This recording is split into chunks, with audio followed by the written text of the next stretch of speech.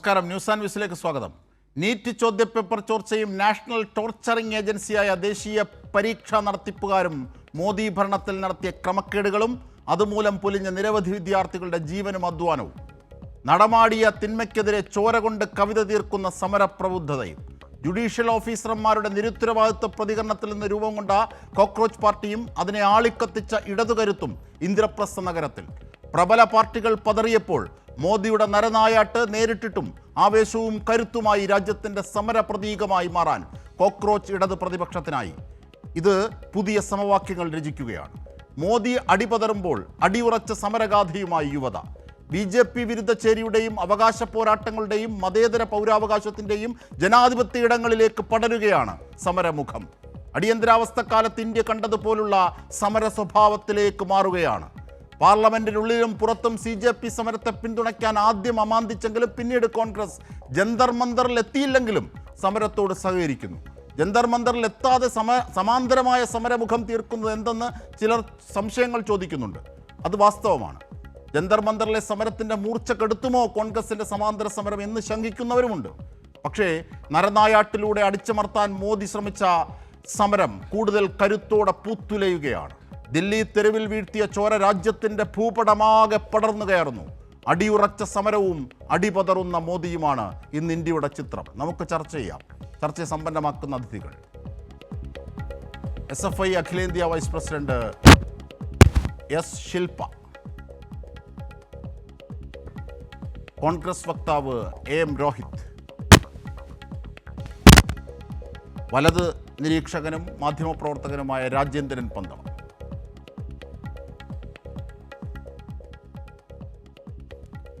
രാഷ്ട്രീയ നിരീക്ഷകൻ രതീഷ് ചക്രപാണി.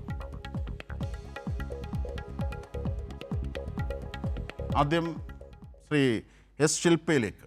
ശിൽപ, ഈ സമരത്തിൽ രാജ്യം ഇന്ന് കാണുന്ന ചിത്രം എന്താണ്? ഇന്നലെ അടക്കം അടിച്ചമർത്താൻ ശ്രമിച്ച സമരം അത് ചോരകൾ തെറിപ്പിച്ചെങ്കിലും കൂടുതൽ ആവേശത്തോടുകൂടി ഒരു തുള്ളിയിൽ നിന്ന് 1000 എന്ന അർത്ഥത്തിൽ ഇന്നും പൂത്തുലയുന്നതാണ് കാണുന്നത്. ഏതൊക്കെ തരത്തിലേക്കാണ് സമരം അവിടെ നീങ്ങുന്ന? സമരമുഖത്ത് നിന്നുള്ള ഒരാൾ എന്ന നിലയിൽ കൂടി.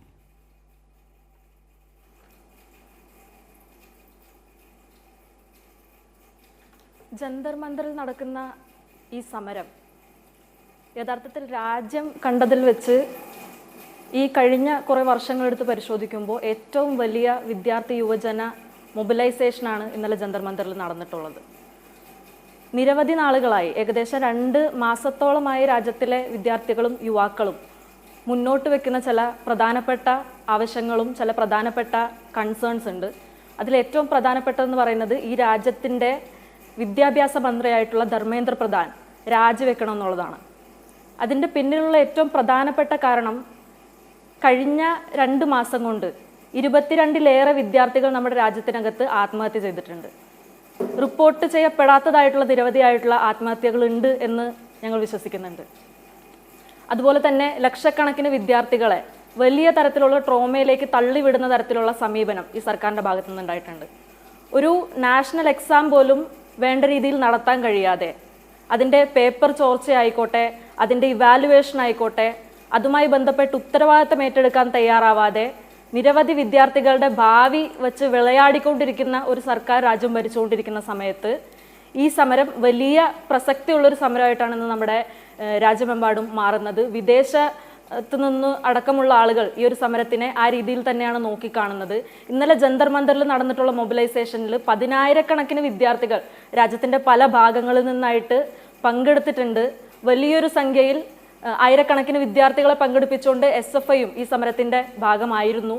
ആ സമരത്തിനെ അടിച്ചമർത്തുന്നതിന് വേണ്ടി പലതരത്തിലുള്ള അസോൾട്ട് മെക്കാനിസം, പലതരത്തിൽ ആ സമരത്തിനെ തടയിടുന്നതിന് വേണ്ടി ഡൽഹി പോലീസും പാരാമിലിറ്ററി ഫോഴ്സും അതുപോലെ തന്നെ രാജ്യത്തിൻ്റെ ഗവൺമെൻറ്റും ശ്രമിക്കുന്ന സ്ഥിതിയുണ്ടായി. അതിൻ്റെ ഏറ്റവും പ്രധാനപ്പെട്ട ഉദാഹരണം എന്ന് പറയുന്നത് ഇന്നലെ ഉച്ച കഴിഞ്ഞതോടുകൂടി അവിടെ നടന്നിട്ടുള്ള ഭീകരമായിട്ടുള്ള ലാത്തി ചാർജാണ്. വളരെ സമാധാനപരമായിട്ട് നടന്നുകൊണ്ടിരിക്കുന്ന സമരത്തിൽ പങ്കെടുത്തുകൊണ്ടിരിക്കുന്ന വിദ്യാർത്ഥികളെ അടിക്കുന്നതിന് വേണ്ടിയും നിർദാക്ഷിണ്യം അടിക്കുന്നതിന് വേണ്ടിയും അവരെ പരിക്കേൽപ്പിക്കുന്നതിന് വേണ്ടിയും തയ്യാറാകുന്ന തരത്തിലേക്ക് പോലീസ് സംവിധാനം ഉയർന്നു വന്നു എന്നുള്ളതാണ്. എന്നാൽ അവിടെ നമ്മൾ കാണുന്നത് പോലീസ് മാത്രമല്ല മറ്റ് സിവിൽ ക്ലോത്ത്സ് ധരിച്ചുകൊണ്ട് നെയിം ബാഡ്ജ് ഇല്ലാതെ വളരെ അലക്ഷ്യമായിട്ടുള്ള രീതിയിൽ ഡൽഹി പോലീസിന്റെ ഹെൽമെറ്റ് അടക്കം വെച്ചുകൊണ്ട് ചില ഗുണ്ടകൾ ആ സമരത്തിനകത്ത് പങ്കെടുത്തു. ആ സമരത്തെ അടിച്ചമർത്തുന്നതിന് വേണ്ടി, ആ സമരത്തിൽ പങ്കെടുക്കുന്ന വിദ്യാർത്ഥികളെ ഉപദ്രവിക്കുന്നതിന് വേണ്ടി തയ്യാറായി എന്നുള്ള വളരെ വളരെ കൺസേണിംഗ് ആയിട്ടുള്ള ഒരു ചിത്രം കൂടി നമ്മൾ കണ്ടു. പെൺകുട്ടികളെ അടക്കം സെക്ഷുവലി അസോൾട്ട് ചെയ്യുന്നതിനും യാതൊരു ദയയും ദാക്ഷിണ്യവും കൂടാതെ വലിയ രീതിയിൽ ഉപദ്രവിക്കുന്നതിനും വേണ്ടി ഇവർ തയ്യാറായി. തുടർന്ന് ജന്തർ മന്ദറിനകത്തേക്ക് ടിയർ ഗ്യാസ് ഫയർ ചെയ്യുന്ന സ്ഥിതി ഉണ്ടായി.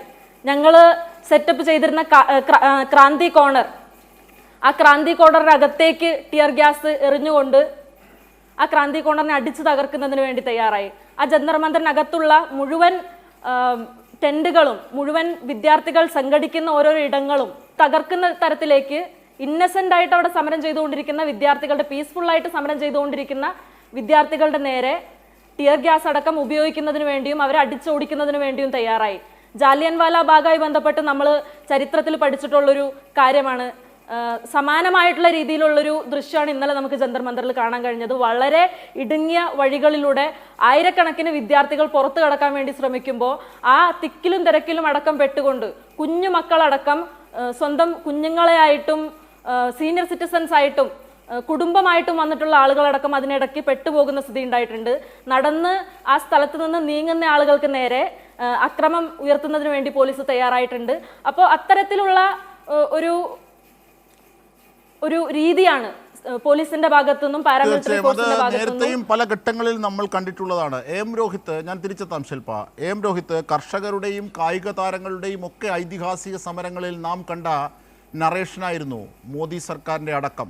എങ്ങനെയാണ് അവരൊക്കെ രാജ്യദ്രോഹികൾ, അവരൊക്കെ ഫ്രഞ്ച് ഗ്രൂപ്പുകൾ, ഇങ്ങനെയുള്ള നറേഷൻ. കൂടെ ഈ ഇത്തരത്തിൽ സംഘപരിവാറുകാരുടെ വേഷം മാറിയ ദില്ലി പോലീസിനൊപ്പം നിന്ന് നടമാടുന്ന രീതി, അത് ഇവിടെയും ആവർത്തിക്കുന്നുണ്ട് എന്നുള്ളതാണ് നമ്മൾ ഇന്നലെയും ഇന്നുമൊക്കെ ആ സമരമുഖത്ത് കാണുന്നത്. അല്ല, ജനാധിപത്യത്തിലെ കറുത്ത ദിനമായി അടയാളപ്പെടുത്താൻ പറ്റാവുന്ന സംഭവവികാസങ്ങളാണ് ഡൽഹിയിൽ ഇപ്പോഴും പുറത്തു വന്നുകൊണ്ടിരിക്കുന്നത്.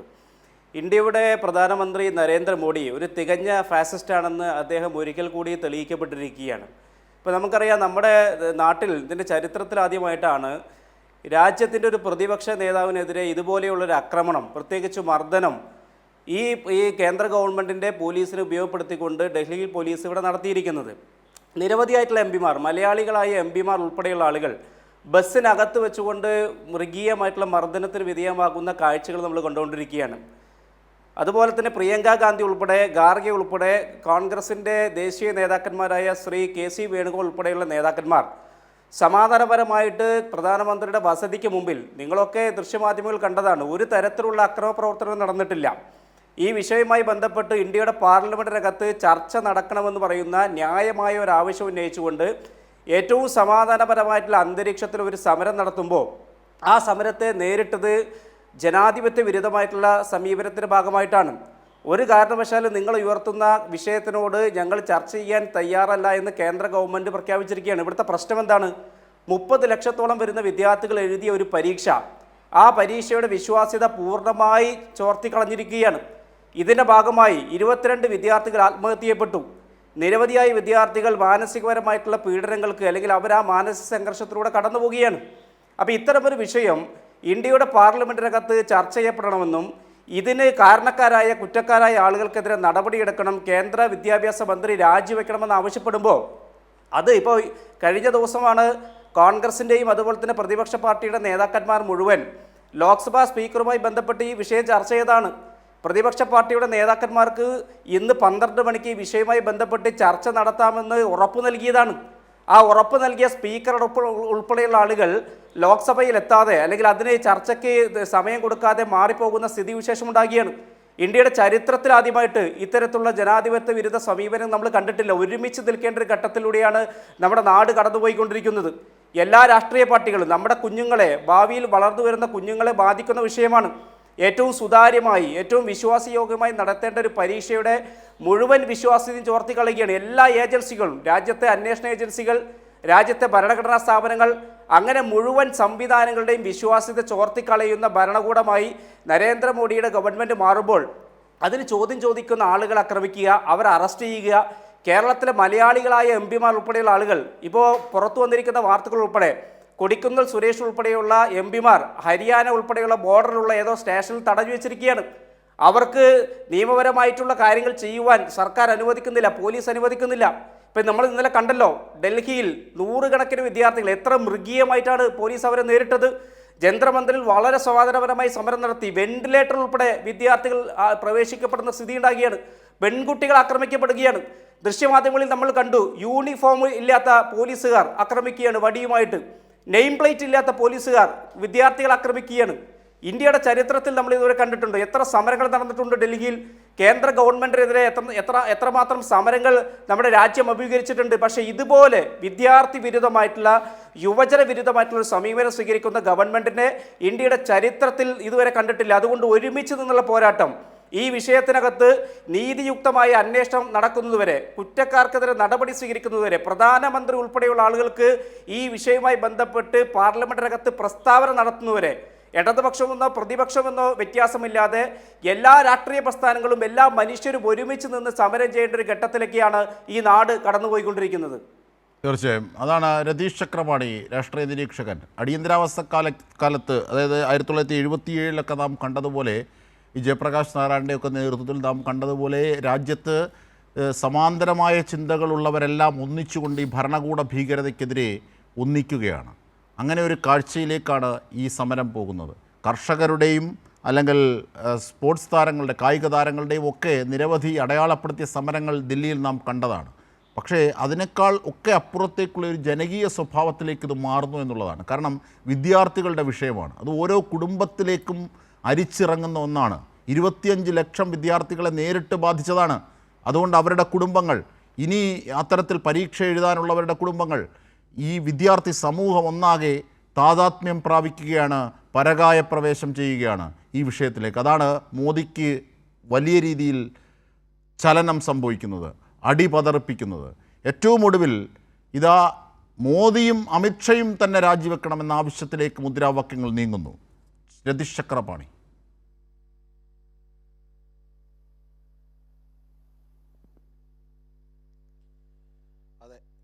ഏറ്റവും ആദ്യത്തെ ആവശ്യമെന്ന് പറയുന്നത് വിദ്യാഭ്യാസ വകുപ്പ് മന്ത്രിയായിട്ടുള്ള ധർമ്മേന്ദ്ര പ്രധാൻ രാജിവെക്കണം എന്നുള്ളതായിരുന്നു. അപ്പോൾ അദ്ദേഹത്തെ രാജിവെപ്പിക്കാൻ തയ്യാറായില്ല. ഇപ്പോൾ ആവശ്യമെന്ന് പറയുന്നത് ആഭ്യന്തര വകുപ്പ് മന്ത്രി രാജിവെക്കണമെന്നും നരേന്ദ്രമോദി തന്നെ രാജിവെക്കണമെന്നുള്ള അവസ്ഥയിലേക്ക് എത്തിച്ചിരിക്കുന്നു. എന്ന് പറഞ്ഞാൽ എങ്ങനെയാണ് ഒരു പ്രശ്നത്തെ കൂടുതൽ വഷളാക്കുക എന്നുള്ളതിൻ്റെ ഒരു ഏറ്റവും വലിയ ഉദാഹരണമാണ് നമ്മളിപ്പോൾ കണ്ടുകൊണ്ടിരിക്കുന്നത്. പിന്നെ ധർമ്മേന്ദ്ര പ്രധാൻ എന്തുകൊണ്ട് രാജിവെക്കുന്നില്ല എന്നുള്ളത് കൂടി ഇവിടെയുള്ള ആളുകൾ മനസ്സിലാക്കണമല്ലോ. എന്തുകൊണ്ടാണ് ധർമ്മേന്ദ്ര പ്രധാൻ രാജിവെക്കാത്തത്? ധർമ്മേന്ദ്ര പ്രധാൻ എന്ന് പറയുന്നത് അദ്ദേഹം യഥാർത്ഥത്തിൽ ആ മിനിസ്ട്രിയുടെ ഒരു കാര്യവും നോക്കിയിട്ടില്ല. പകരം അദ്ദേഹം ചെയ്തുകൊണ്ടിരിക്കുന്ന ഒരു കാര്യം, ഹരിയാനയിലെ തെരഞ്ഞെടുപ്പ് വിജയിപ്പിക്കാൻ വേണ്ടി അദ്ദേഹം വലിയ തോതിൽ ഇടപെടലുകൾ നടത്തിയിരുന്നു.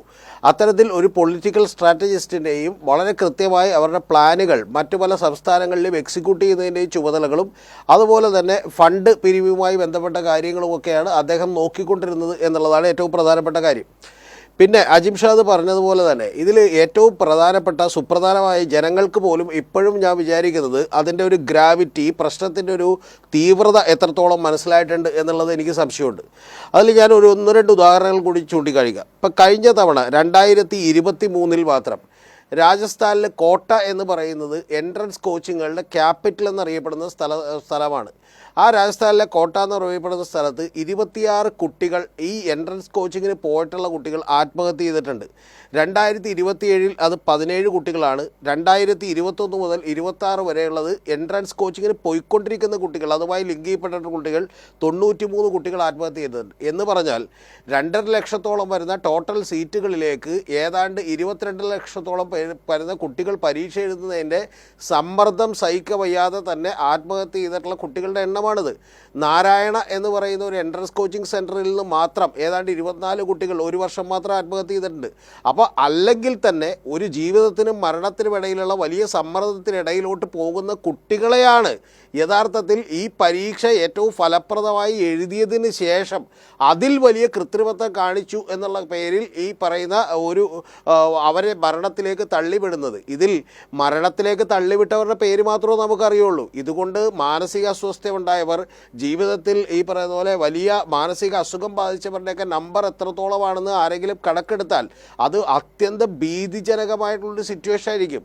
കാരണം ഈ എൻട്രൻസ് കോച്ചിങ്ങിൻ്റെ സമ്മർദ്ദം താങ്ങാതെ തന്നെ മാനസിക നില തെറ്റിപ്പോയിട്ടുള്ള ആളുകൾ നിരവധിയുണ്ട് എന്ന് നമ്മൾ മനസ്സിലാക്കണം.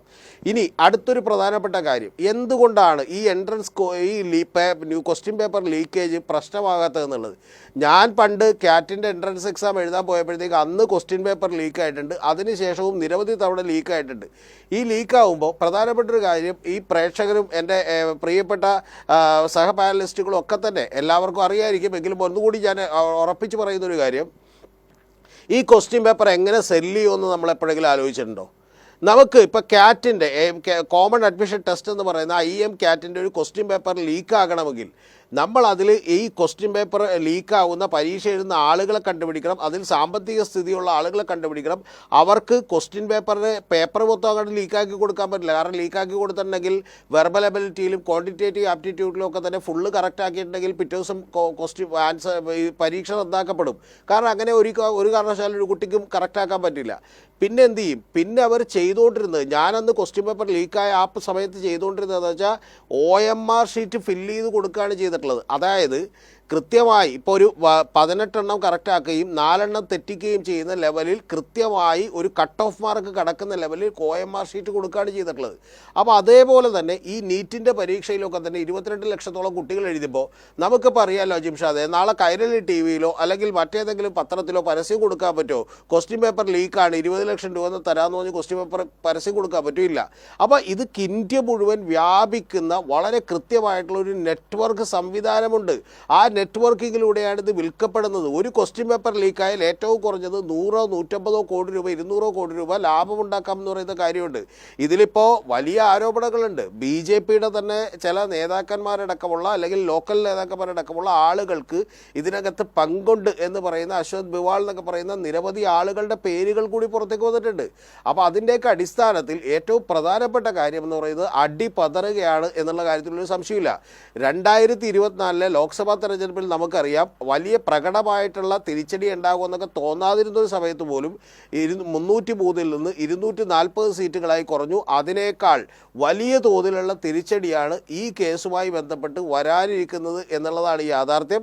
ധർമ്മേന്ദ്ര പ്രധാനെ രാജിവെപ്പിക്കാൻ തയ്യാറാകാതിരുന്ന ആളുകൾ ഇനി ഒരുപക്ഷെ പ്രധാനമന്ത്രി രാജിവെക്കേണ്ട അവസ്ഥയിലേക്ക് പോയാൽ പോലും അത്ഭുതപ്പെടേണ്ട ഒരു കാര്യം ഉണ്ടാവില്ല എന്നാണ് ഞാൻ വിചാരിക്കുന്നത്.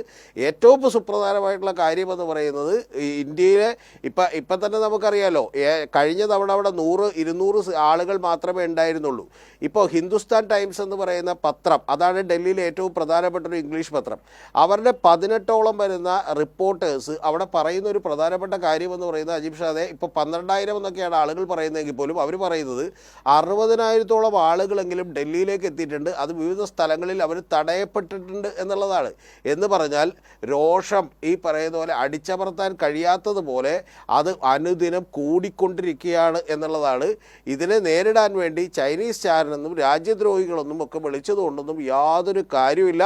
യഥാർത്ഥത്തിൽ കഴിഞ്ഞ 10 കൊല്ലത്തിനിടയ്ക്ക് 129 ക്വസ്റ്റ്യൻ പേപ്പർ ലീക്കൗട്ടുകൾ, അതിൽ 49 എണ്ണം ഏറ്റവും മേജറായിട്ടുള്ള ലീക്കൗട്ടുകൾ ഉണ്ടാകുന്നു എന്ന് പറയുമ്പോൾ അതിന് ഉത്തരം പറയേണ്ട ബാധ്യത ഇവിടുത്തെ ഭരണകൂടത്തിനുണ്ട്. അതിൽ നിന്ന് അങ്ങനെ നിസാരമായി ഒളിച്ചോടാം എന്നുള്ളത് ആരെങ്കിലും വിചാരിക്കുന്നുണ്ടെങ്കിൽ അവർ വിഡ്ഢികളുടെ സ്വർഗത്തിലാണ്.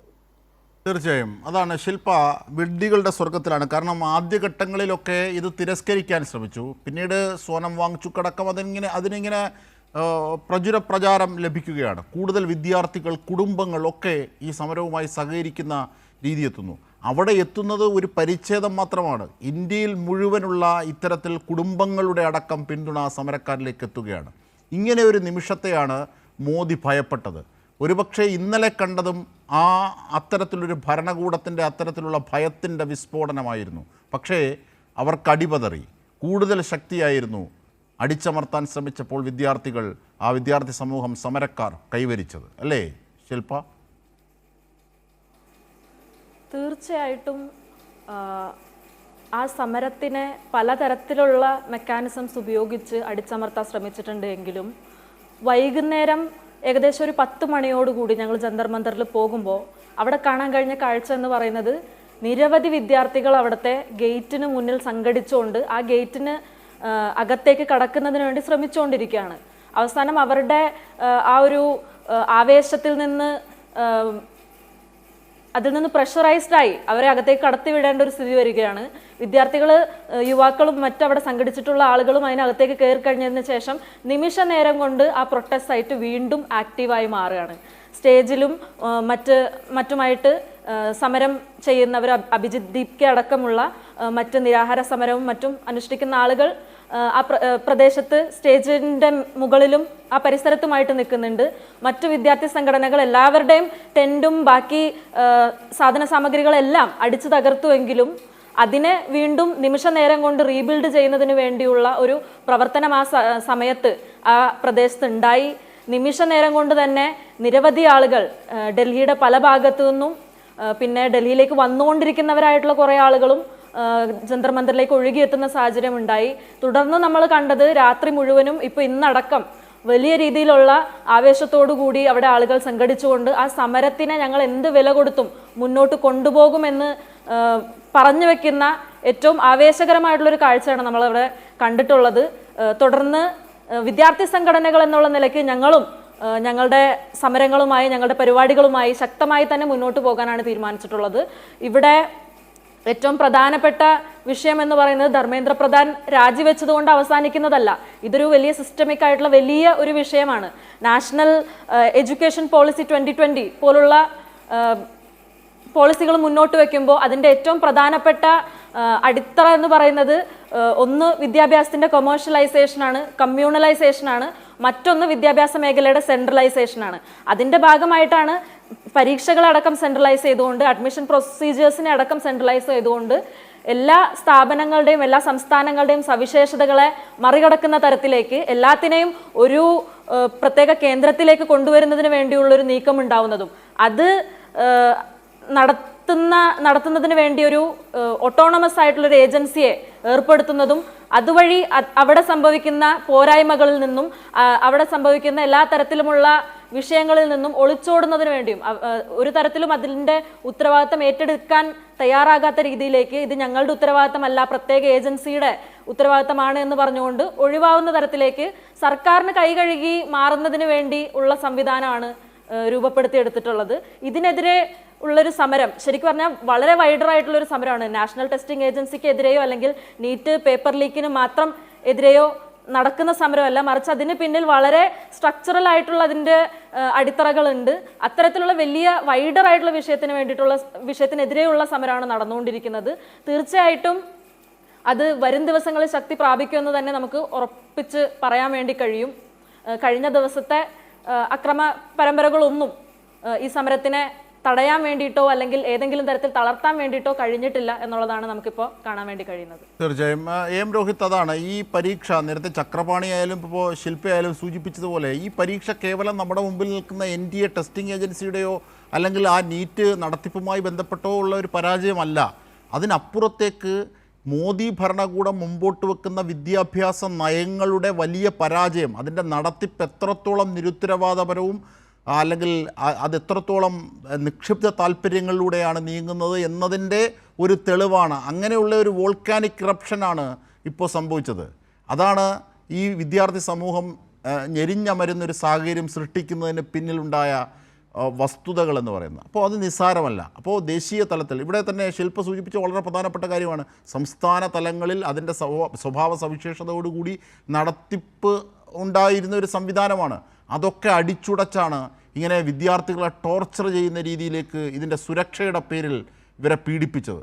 പക്ഷേ എന്നിട്ടോ ഈ ആരാണോ പീഡിപ്പിച്ചത് അവരിൽ നിന്നാണ് ചോദ്യപേപ്പർ ചോർന്ന് ഏതാണ്ട് 75% ചോദ്യങ്ങൾ പുറത്തേക്ക് പോകുന്നതും വിദ്യാർത്ഥികളെ ചതിക്കും. അപ്പോൾ വിദ്യാർത്ഥികളുടെ നടത്തിപ്പ് പരീക്ഷയിലെത്തണം, അവരുടെ സ്ട്രിക്റ്റാണ് വലിയ കാര്യം, അവർക്ക് വലിയ നിയമങ്ങൾ നൂലാമാലകൾ നൽകണം.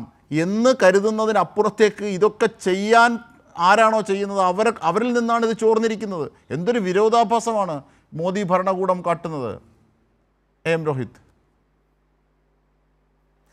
അല്ല, കേന്ദ്ര ഗവൺമെൻറ് നരേന്ദ്രമോദിയുടെ നേതൃത്വത്തിൽ രാജ്യത്ത് അധികാരത്തിൽ വന്ന ഈ കഴിഞ്ഞ വർഷം അത്രയും നമ്മൾ പരിശോധിച്ച് നോക്കിയാൽ ഇന്ത്യയുടെ വിദ്യാഭ്യാസ രംഗത്തെ കാവ്യവൽക്കരിക്കാനുള്ള വലിയ ശ്രമങ്ങളാണ് അവർ ഓരോ ഘട്ടത്തിലും നടത്തിയിട്ടുള്ളത്. ഇപ്പോൾ ഇവിടെ തന്നെ 22 ലക്ഷത്തിൽ കൂടുതൽ വിദ്യാർത്ഥികൾ എഴുതിയ ഒരു പരീക്ഷ, ആ പരീക്ഷയുടെ വിശ്വാസ്യതയെ സംബന്ധിച്ച് അത് ചോർത്തപ്പെട്ടു. അതിനുശേഷം വീണ്ടും രണ്ടാമതൊരു പരീക്ഷ നടന്നു. അതിനകത്ത് മാനസികപരമായിട്ടുള്ള സംഘർഷത്തിൽപ്പെട്ട് 30ഓളം വരുന്ന വിദ്യാർത്ഥികൾ ആത്മഹത്യ ചെയ്യപ്പെടുമ്പോൾ ഈ ഭരണകൂടത്തിനോ അതിന് നേതൃത്വം കൊടുക്കുന്ന നരേന്ദ്രമോദിക്കോ യാതൊരു പ്രയാസവുമില്ല. ഇതുമായി ബന്ധപ്പെട്ട ഒരു പ്രസ്താവനയോ അന്വേഷണമോ അല്ലെങ്കിൽ ഇന്ത്യയുടെ പാർലമെൻറ്റിനകത്ത് പ്രതിപക്ഷ പാർട്ടികൾ ഉന്നയിക്കുന്ന വിഷയം വളരെ ഗൗരവമായിട്ട് എടുക്കണം. ഇത് രാജ്യത്തിൽ വളർന്നു വരുന്ന കുട്ടികളെ അല്ലെങ്കിൽ നാളെയുടെ ഭാവി തലമുറയെ ബാധിക്കുന്ന ഒരു വിഷയമാണെന്ന് ആ തരത്തിൽ അഡ്രസ്സ് ചെയ്യാൻ കേന്ദ്ര ഗവൺമെൻറ് തയ്യാറാകുന്നില്ല. അപ്പോൾ നീറ്റ് പരീക്ഷ എഴുതി വരുന്ന വിദ്യാർത്ഥികൾ അവർ മെഡിക്കൽ രംഗത്തേക്ക് വരുമ്പോൾ ഏറ്റവും ക്വാളിറ്റിയുള്ള വിദ്യാർത്ഥികളാണ് ആ മേഖലയിലേക്ക് വരേണ്ടത്. പകരം മറിച്ച് സംഭവിക്കുന്ന എന്താണ്? ഇത്തരത്തിൽ കോപ്പി അടിക്കപ്പെട്ടും അല്ലെങ്കിൽ ചോദ്യപേപ്പർ ചോർത്തിയിട്ടും കഴിവില്ലാത്ത വിദ്യാർത്ഥികൾ ഇത്തരം മേഖലയിലേക്ക് കടന്നു വരുമ്പോൾ നാളെ നമ്മുടെ രാജ്യത്തിൻ്റെ ആരോഗ്യരംഗം സംഭവിക്കാൻ പോകുന്നത് എന്താണ്? വളരെ നാണം കെട്ട അവസ്ഥയിൽ ഇന്ത്യ രാജ്യം നിൽക്കുകയാണ്. ഇന്ത്യയിൽ തന്നെ ഏറ്റവും പ്രധാനപ്പെട്ട ഒരു പരീക്ഷാ സംവിധാനത്തിൻ്റെ വിശ്വാസ്യത ചോർത്തപ്പെട്ടു പോവുകയാണ്. ഇപ്പോൾ പുറത്തു വരുന്ന വാർത്തകൾ തന്നെ ഇതിലെ BJPയുടെ RSS നേതാക്കന്മാർക്ക് ഇത്തരത്തിലുള്ള എൻട്രൻസ് മാഫിയകൾ ഇതുമായി ബന്ധപ്പെട്ട് പ്രവർത്തിക്കുന്നു എന്നാണ്. അവരുടെ സെൻറ്ററുകളിൽ അല്ലെങ്കിൽ അവിടെ കോച്ചിങ് സെൻറ്ററിലേക്ക് വരുന്ന കുട്ടികൾക്ക് ഇത്തരത്തിലുള്ള സൗകര്യങ്ങൾ കിട്ടുന്നു, അവർക്ക് ചോദ്യപേപ്പർ മുൻകൂട്ടി തയ്യാറാക്കപ്പെട്ട് അവർക്ക് ലഭിക്കുന്നു എന്ന തരത്തിലുള്ള വാർത്തകൾ വരുന്നുണ്ട്. അപ്പോൾ സമഗ്രമായിട്ടുള്ള അന്വേഷണം അനിവാര്യമായി നിൽക്കുകയാണ്. ഇന്ത്യയിൽ ഇപ്പോൾ കഴിഞ്ഞ 10 വർഷക്കാലമായി സംഭവിച്ചുകൊണ്ടിരിക്കുന്നത് ഇത്തരത്തിലുള്ള വിഷയങ്ങളൊക്കെ ഉയർന്നു വരുമ്പോൾ ഒരു തരത്തിലുള്ള അന്വേഷണത്തോട് സഹകരിക്കുവാനോ അത് മുന്നോട്ട് കൊണ്ടുപോകാനോ കേന്ദ്ര ഗവൺമെൻറ് തയ്യാറല്ല എന്നാണ്. എല്ലാ അന്വേഷണ സംവിധാനങ്ങളും സംശയത്തിൻ്റെ നിഴലിൽ നിൽക്കുന്ന സ്ഥിതിവിശേഷം ഇന്ത്യയുടെ ഭരണഘടനാ സ്ഥാപനങ്ങൾ, പ്രത്യേകിച്ച് സർക്കാർ സർവീസിൽ ജോലി ലഭിക്കുന്നത് അടക്കമുള്ള ഭരണഘടനാ സ്ഥാപനങ്ങളെ സംബന്ധിച്ചൊക്കെ അതിൻ്റെ വിശ്വാസ്യതയുമായി ബന്ധപ്പെട്ട് വലിയ വിശ്വാസ്യ തകർച്ച നേരിട്ടുകൊണ്ടിരിക്കുകയാണ്. ഇതിനെതിരെ സമരം ചെയ്യുന്ന ആളുകൾ, ഇപ്പോൾ CJPയുടെ ഉദയം തന്നെ ഉണ്ടാവുന്നത് എങ്ങനെയാണ്? ഏതെങ്കിലും ഒരു പാർട്ടിയുടെ ബാക്കപ്പിൻ്റെ അടിസ്ഥാനത്തിലല്ലല്ലോ CJP എന്ന് പറയുന്ന ഒരു സംവിധാനം തന്നെ രാജ്യത്ത് രൂപപ്പെടുന്നത്. സോഷ്യൽ മീഡിയയിൽ ഒരു കൂട്ടം ചെറുപ്പക്കാർ അല്ലെങ്കിൽ രാജ്യത്തെ ലക്ഷക്കണക്കിന് വരുന്ന ചെറുപ്പക്കാർ ഇന്ത്യയുടെ അകത്തും പുറത്തും അവർ ഒന്നിക്കുകയാണ്. അവർ പറയുന്ന വിഷയം എന്താണ്? തൊഴിലില്ലായ്മ പോലെയുള്ള വിശ്വാസ്യതയെക്കുറിച്ചുള്ള വിഷയങ്ങൾ ഉന്നയിച്ചുകൊണ്ടാണ് അവർ ഒന്നിക്കുന്നത്. ആ വിഷയത്തെ, തൊഴിലില്ലാത്ത ചെറുപ്പക്കാരുടെ പ്രയാസത്തെ അല്ലെങ്കിൽ പരീക്ഷകളുടെ വിശ്വാസ്യതയെ സംബന്ധിച്ച് അവർ ഉയർത്തുന്ന പ്രശ്നങ്ങളെ അത് കേൾക്കുവാൻ അല്ലെങ്കിൽ അതിനെ അഡ്രസ്സ് ചെയ്യുവാൻ, അത് പരിഹരിക്കുവാനല്ല ഒരു ഗവൺമെൻറ് തയ്യാറാകുന്നത്. മറിച്ച് സമരം ചെയ്യുന്ന ആളുകളെ അടിച്ചമർത്തുക, അവരെ ഏകപക്ഷീയമായി നേരിടുന്ന സ്ഥിതിവിശേഷം ഉണ്ടാകുകയാണ്. ഇപ്പോൾ കോൺഗ്രസ് ഒക്കെ ഈ വിഷയത്തിനകത്ത് എടുത്തിരിക്കുന്ന നിലപാട് വളരെ കൃത്യമാണ്. ഈ വിഷയം ഉണ്ടായത് മുതൽ തന്നെ ഇപ്പോൾ ഞങ്ങൾ കോൺഗ്രസ് പാർട്ടി എന്ന നിലയ്ക്ക് ഇന്ത്യയിലെ 28ഓളം വരുന്ന കേന്ദ്രങ്ങളിൽ 10,000-കണക്കിന് വരുന്ന വിദ്യാർത്ഥികളെ സംഘടിപ്പിച്ചുകൊണ്ട് വലിയ സമരങ്ങൾ ഞങ്ങൾക്ക് നടത്തുവാൻ സാധിച്ചു. ആഗസ്റ്റ് മാസം ഡൽഹിയിൽ തന്നെ ചെറുപ്പക്കാരെ വിദ്യാർത്ഥികൾ സംഘടിപ്പിച്ചുകൊണ്ടുള്ള സമരത്തിലേക്ക് നമ്മൾ മുന്നോട്ട് പോവുകയാണ്. അപ്പോൾ ഇന്ത്യയിലുടനീളം നമ്മുടെ ഈ ചർച്ചയിൽ സൂചിപ്പിച്ചതുപോലെ ഇന്ത്യയിലുടനീളം എല്ലാ രാഷ്ട്രീയ പ്രസ്ഥാനങ്ങളും ജനാധിപത്യ വിശ്വാസികളും ഒരുമിച്ച് നിന്നുകൊണ്ടൊരു പോരാട്ടം നയിക്കേണ്ട ഘട്ടത്തിലാണ്. അതുകൊണ്ട് ഒരു സ്വയം വിമർശനപരമായ ഒരു ചോദ്യം ഞാൻ രോഹിത്തിന്റെ മുമ്പിലേക്ക് വെക്കുകയാണ്. ഈ സമരത്തിന്റെ ഷാർപ്പ്നെസ്സിനെ ലൂട്ട് ചെയ്യാനുള്ള ഒന്നുമല്ല, ഞാൻ ഒറ്റ കാര്യമാണ്. അതായത് ഒരുമിച്ച് നിൽക്കേണ്ടതിന് പകരം ഇപ്പോൾ പാർലമെൻറ്റിൻ്റെ ഉള്ളിലായാലും പുറത്തായാലും അയോധ്യ വിഷയത്തിലായാലും ഈ സമര വിഷയത്തിലായാലും വിദ്യാർത്ഥികളുടെ വിഷയത്തിലായാലും കോൺഗ്രസ് ആ പ്രതിപക്ഷം ഇന്ത്യ മുന്നണി എന്ന രീതിയിലുള്ളൊരു ഏകോപനത്തിൻ്റെ കൂടുതൽ മൂർച്ചയായ വശം തീർക്കുന്നതിന് പരാജയപ്പെടുന്നു എന്ന് ചില കോണുകൾ പറയുന്നു. അവർക്കൊരു മറുപടി കൊടുക്കണം. ഉദാഹരണത്തിന് ഇപ്പോൾ ഈ സമരത്തിൽ തന്നെ ജന്തർ മന്ദറിൽ നടക്കുന്ന ഈ വിദ്യാർത്ഥി സമരത്തിലേക്കല്ല രാഹുൽ ഗാന്ധിയും കൂട്ടരും എത്തി പിന്തുണ പ്രഖ്യാപിക്കുന്ന. അവർ സമാന്തരമായി മറ്റൊരു സമരമാണ്. ശരിയാണ്, അറസ്റ്റ് ചെയ്തു, അടികൊണ്ടു, ഈ CJPക്ക് ഐക്യദാർഢ്യം പ്രഖ്യാപിച്ചു, നല്ലത് തന്നെ. പക്ഷേ ഒരു സമാന്തര സമരം എന്ന രീതിയിൽ വ്യാഖ്യാനിക്കപ്പെടുന്നു. അത് മോദിക്കല്ലേ കൂടുതൽ ആശ്വാസമാവുക? അത് മോദിയെ സംബന്ധിച്ചും അവരുടെ കേന്ദ്രങ്ങൾക്കല്ലേ കൂടുതൽ ആശ്വാസം? 2 പോൾ സൃഷ്ടിക്കുകയാണ് അവിടെ എന്നൊരു ധാരണ ഉണ്ടാക്കില്ല. ഇങ്ങനെ സംശയിക്കുന്നവരുണ്ട്. രോഹിത്ത്, അവർക്ക് മറുപടി ഉണ്ടോ? അല്ല, അങ്ങനെ ഒരു ആക്ഷേപത്തിന് ഈ ഇന്നത്തെ സാഹചര്യത്തിൽ വലിയ പ്രസക്തി ഇല്ല എന്നാണ് ഞാൻ മനസ്സിലാക്കുന്നത്. കാരണം നാളെ തന്നെ ഇന്ത്യ മുന്നണിയുടെ യോഗം ചേരുന്നുണ്ട്. ഈ വിഷയം ഇത്തരത്തിലുള്ള പരീക്ഷാ ക്രമക്കേടുമായി ബന്ധപ്പെട്ട് രാജ്യത്തുടനീളം വലിയ പ്രക്ഷോഭങ്ങൾ ഉയർന്ന ഘട്ടത്തിൽ തന്നെ ഇന്ത്യ മുന്നണിയുടെ നേതാക്കന്മാർ തന്നെ പലതരത്തിലുള്ള ആശയവിനിമയങ്ങൾ ഇതുമായി ബന്ധപ്പെട്ട് നടത്തിയിട്ടുണ്ട്. കേന്ദ്ര ഗവൺമെൻറ് ഇതുമായി ബന്ധപ്പെട്ട് മുന്നണി സംവിധാനത്തിൽ തന്നെ അവരുടെ ആശങ്കകൾ പ്രകടിപ്പിച്ചിട്ടുണ്ട്. നാളെ ഇന്ത്യ മുന്നണി തന്നെ ഒരുമിച്ച് യോഗം ചേർന്നുകൊണ്ട് ഒരു സംയുക്ത പ്രക്ഷോഭത്തിലേക്ക് പോകുന്നതുമായി ബന്ധപ്പെട്ടുള്ള ചർച്ച നടത്തുകയാണ്. പക്ഷേ ഈ വിഷയത്തിനകത്തൊക്കെ ഓരോ പാർട്ടിക്കും വ്യത്യസ്തമായിട്ടുള്ള കാഴ്ചപ്പാടുണ്ടാവും, വ്യത്യസ്തമായിട്ടുള്ള സമര രീതികളുണ്ടാവും. അതുകൊണ്ടാണ് ഞാൻ സൂചിപ്പിച്ചത്, ഈ ഒരു പരീക്ഷാ ക്രമക്കേടുമായി ബന്ധപ്പെട്ട വലിയ പ്രശ്നം ഇന്ത്യ രാജ്യത്ത് ഉയർന്നു വന്നപ്പോൾ തന്നെ കോൺഗ്രസ് ഒരു പ്രതിപക്ഷ പാർട്ടി എന്ന നിലയ്ക്ക്, സ്വതന്ത്രമായി നിലപാട് സ്വീകരിക്കുന്ന ഒരു പാർട്ടി എന്ന നിലയ്ക്ക് അതിൻ്റെതായ സമര രീതികൾ ഉണ്ടാവും. അതിൻ്റെ സംഘടന അകത്ത് നിന്നുകൊണ്ടുള്ള സമരങ്ങൾ അതാണല്ലോ ഒരു മുന്നണി എന്ന് പറയുന്നത്. ഒരു കൂട്ടായ്മ, വലിയൊരു കൂട്ടായ്മ, ഇന്ത്യ ഫ്രണ്ട് എന്ന് പറയുമ്പോൾ തന്നെ അതാണല്ലോ ഉദ്ദേശിക്കുന്നത്. പക്ഷേ അതിൽ ഏറ്റവും പ്രാമുഖ്യമുള്ള ദേശീയ പാർട്ടി എന്ന നിലയിൽ പ്രാമുഖ്യമുള്ള പ്രതിപക്ഷ സ്ഥാനത്ത്, നേതൃസ്ഥാനത്തുള്ള പ്രതിപക്ഷ നേതാവ് സ്ഥാനമുള്ള ലോക്സഭയിൽ അത് കോൺഗ്രസ് ആണ്. അപ്പോൾ കോൺഗ്രസ്സിന് മറ്റുള്ള എല്ലാ വിധത്തിലുമുള്ള വൈരുദ്ധ്യങ്ങളെ, കോൺട്രാഡിക്ഷനെ ഒക്കെ ഡയലൂട്ട് ചെയ്ത് ഇതിനെ ഒന്നിപ്പിച്ച് സംഘപരിവാറിനെതിരെ കൂടുതൽ മൂർച്ചയോടുകൂടി ആഞ്ഞടിക്കുന്നതിലേക്ക് പോകേണ്ട ഒരു കോർഡിനേഷൻ നടത്തേണ്ടത് ഒന്നാമതായി കോൺഗ്രസ് ആണ്. പക്ഷേ അത് അത്രയും നടത്തിയിട്ടുണ്ടോ എന്നുള്ളതാണ്. പക്ഷേ ഇടത് പാർട്ടികളൊക്കെ തുടക്കം മുതൽ തന്നെ CJPയുടെ സമരവുമായി പങ്കെടുക്കുന്നു, അവരുമായി സഹകരിക്കുന്നു, അവരുടെ കൂടെ നിന്ന് അടികൊള്ളുന്നു. SFI അതുമായി സഹകരിക്കുന്നു. ഇപ്പോൾ ശില്പയൊക്കെ സൂചിപ്പിച്ചു. പക്ഷേ അങ്ങനെ ഒരു കോർഡിനേഷന് വേണ്ടി ഒരു സഹകരണം കോൺഗ്രസിൽ നിന്നുണ്ടോ എന്നുള്ളതാണ്. ഇന്നത്തെ സമരവും ജന്തർ മന്ദറിലേക്ക് എത്താതെ എന്താണ് പ്രധാനമന്ത്രിയുടെ ഔദ്യോഗിക വസതിക്ക് മുന്നിലേക്കാണ് പോയത്. നല്ലത് തന്നെ. പക്ഷേ ഇവിടേക്ക് കൂടി ഒരു യോജിപ്പുണ്ടാക്കുന്നതിലേക്ക് പോകുന്നു. അതിൽ പരാജയപ്പെടുന്നുണ്ടോ കോൺഗ്രസ് എന്നൊരു വലിയ ചോദ്യമുണ്ട്. ഇല്ല, അജിൻ ഷാ പറയുന്ന ആ തരത്തിലുള്ള ഒരു ചർച്ചയ്ക്ക് യഥാർത്ഥത്തിൽ ഇവിടെ പ്രസക്തിയില്ല. കാരണം നമ്മൾ അങ്ങനെ ഒരു ചർച്ച മുന്നോട്ട് കൊണ്ടുപോയാൽ വീണ്ടും ഈ ജനാധിപത്യ രാജ്യത്ത് അത് ശരിയാണ്. പക്ഷെ അങ്ങനെ ഉണ്ടാവരുതെന്നുള്ളതാണ് എൻ്റെ ആഗ്രഹം. ആ തരത്തിലൊരു പ്രതീതിയാണ് ഉണ്ടാക്കുക. പക്ഷേ എനിക്ക് തോന്നുന്നില്ല ഇന്ത്യ മുന്നണിയിലെ എല്ലാ പാർട്ടികൾക്കും, പ്രത്യേകിച്ച് ഇടതുപക്ഷ പാർട്ടികൾക്കൊക്കെ ഈ നിലവിൽ അങ്ങനത്തെ ഒരു അഭിപ്രായ വ്യത്യാസമുണ്ട് എന്ന് തോന്നുന്നില്ല. അപ്പോൾ ഞാൻ ഈ ചർച്ചയിലേക്ക് കടന്നു വരുന്നതിന് മുമ്പ് തന്നെ ഇന്ത്യയിലെ ഇടതുപക്ഷ MP-മാർ ഉൾപ്പെടെയുള്ള ആളുകൾ വളരെ കൃത്യമായി പറഞ്ഞിട്ടുണ്ട്, ഇന്ത്യ മുന്നണി യോജിച്ച രീതിയിലാണ് ഈ സമരത്തെ കാണുന്നതെന്ന്. പ്രതിപക്ഷ നേതൃത്വം കൊടുക്കുന്ന കോൺഗ്രസിനെ സംബന്ധിച്ച് ഈ പ്രധാനമന്ത്രിയുടെ വസതിയിൽ ഒരു സമരം നടത്തുക എന്ന് പറഞ്ഞാൽ ഏറ്റവും അഗ്രസീവായിട്ടുള്ള സമരമാണ്. അതിന് ജന്തർ മന്ദിറിലേക്ക് പോയിട്ടില്ല, അതുകൊണ്ട് അത് കോൺഗ്രസ് ഒറ്റയ്ക്ക് സമരത്തെ കൊണ്ടുപോകുന്നു എന്ന തരത്തിലുള്ള വ്യാഖ്യാനം വേണ്ട. പ്രധാനമന്ത്രിയുടെ വസതിക്ക് മുമ്പിൽ സമരം നടത്തുക എന്ന് പറഞ്ഞാൽ ഈ രാജ്യത്തെ തന്നെ ഒരു പാർട്ടി നടത്തുന്ന ഏറ്റവും അഗ്രസീവായിട്ടുള്ള ഈ വിഷയത്തിന്റെ പ്രാധാന്യം മനസ്സിലാക്കിക്കൊണ്ട് നടത്തിയ സമരമാണ്. അതിന്റെ ഭാഗമായിട്ടാണല്ലോ രാജ്യത്തിന്റെ പ്രതിപക്ഷ നേതാവിന് ഇന്ന് മർദ്ദനമേൽക്കേണ്ടി വന്നു. അദ്ദേഹത്തിന്റെ മൂക്കിൽ നിന്ന് ചോര വീഴുന്ന കാഴ്ച നമ്മൾ കണ്ടു. നിരവധിയായി MP-മാർ ആക്രമിക്കപ്പെടുന്ന സ്ഥിതിയുണ്ടായി. ഖാർഗെ ഉൾപ്പെടെയുള്ള KC വേണുഗോപാൽ ഉൾപ്പെടെയുള്ള ആളുകൾ അറസ്റ്റ് ചെയ്യപ്പെടുന്ന സ്ഥിതി ഉണ്ടായി. അപ്പോൾ അതിൽ മെറിറ്റിൽ എല്ലാ പാർട്ടികളും ഇതിൽ ആത്മാർത്ഥമായിട്ട് തന്നെയാണ് മുന്നോട്ട് പോകുന്നത്. വ്യത്യസ്തമായിട്ടുള്ള അഭിപ്രായം ഒന്നും തന്നെ ഈ വിഷയവുമായി ബന്ധപ്പെട്ടില്ല. നാളെ പാർലമെന്റിനകത്തും രാജ്യത്തുടനീളം ഇന്ത്യ മുന്നണിയുടെ നേതൃത്വത്തിലുള്ള വലിയ പോരാട്ടത്തിന് തന്നെയാണ് രാജ്യം സാക്ഷ്യം വഹിക്കാൻ പോകുന്നത്. തീർച്ചയായും. രതീഷ് ചക്രപാണി, എൻ്റെ സംശയവും ആശങ്കയും മുമ്പോട്ട് വെക്കുന്നത് അത് എൻ്റേതല്ല, നിരവധി കോണുകളാണ്. കാരണം കോൺഗ്രസ് ഈ രീതിയിൽ ആകരുത്, കൂടുതൽ ശക്തിയോടുകൂടി എത്തണമെന്നാണ്. കോൺഗ്രസ് സമരം ചെയ്യുന്നുണ്ട്. ഇപ്പോൾ CJPയുടെ സമരത്തിന് ഐക്യദാർഢ്യം പ്രഖ്യാപിച്ചിട്ടുണ്ട്. പ്രതിപക്ഷ നേതാവിനടക്കം അടികൊണ്ടിട്ടുണ്ട്. ഒക്കെ ശരിയാണ്. നിരവധി MP-മാർ പോയിട്ടുണ്ട്. പക്ഷേ തുടക്കം മുതൽ തന്നെ ഇപ്പോൾ വരെ ഇന്ന് ഉണ്ടായ ഒരു സമാന്തര സമരത്തിൻ്റെ സ്വഭാവം വിട്ട് മറ്റ് ഇടത് പാർട്ടികളും സമാജ്വാദി പാർട്ടിയും ഒക്കെ സഹകരിച്ചതുപോലെ CJPയുമായി സഹകരിച്ചപ്പോൾ SFIയും ഒക്കെ സമരമുഖം തീർത്തതുപോലെ ഒരു യോജിച്ചുള്ള ഒരു സമരത്തിലേക്ക് പോകുന്നതിന് കോൺഗ്രസിൻ്റെ ഏതോ ഒരു ഈഗോ തടസ്സമായി എന്നൊക്കെ പറയുന്നവരുണ്ട്.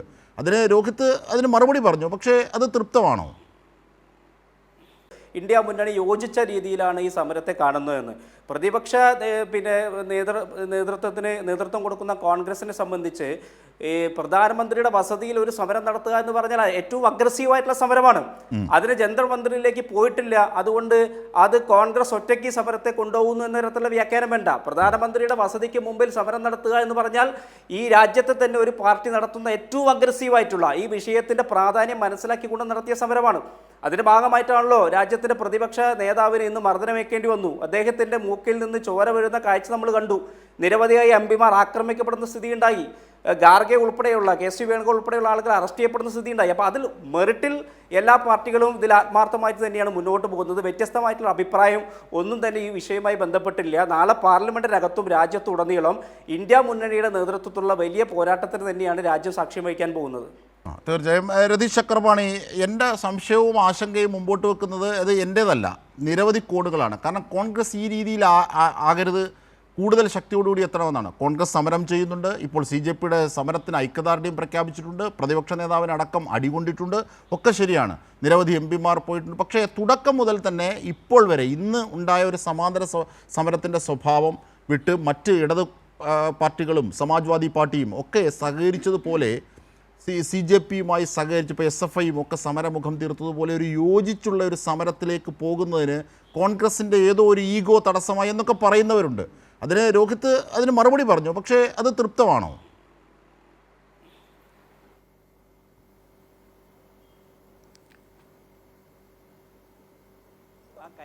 അല്ല, അത് തൃപ്തികരമല്ല. ഒന്ന് അല്ല രോഹിത് ഞാൻ രോഹിത്തിലേക്ക് എന്ത് പോകണ്ടേ? രോഹിത് ഇതിനകത്ത് കൈരളിയോ, ഒരു മിനിറ്റ് രതീഷ് ചക്രവർത്തി, കൈരളിയോ ഇടതുപക്ഷമോ ഇങ്ങനെ ഒന്നും അതിനകത്തേക്ക് മീൻ പിടിക്കേണ്ട സാഹചര്യമില്ല.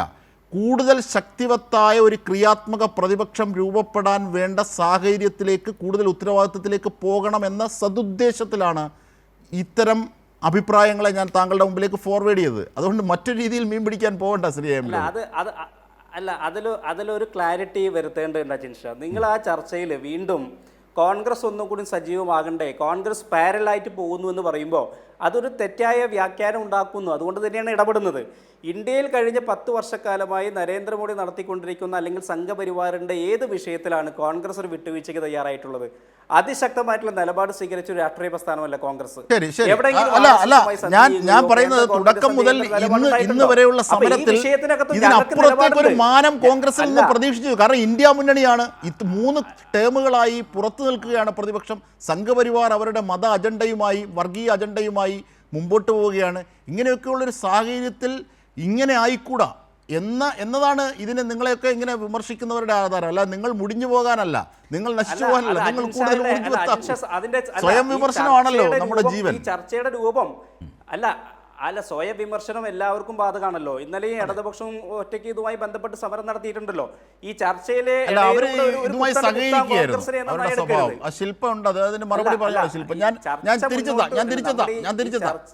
ചക്രവാണിയിലേക്ക് ഒന്ന് പോകും. ചക്രവാണി തുടരാം താങ്കൾ.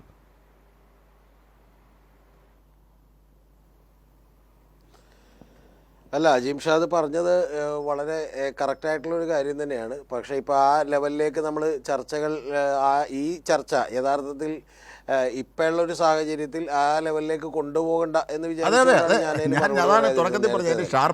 ഏറ്റവും പ്രധാനപ്പെട്ട കാര്യം.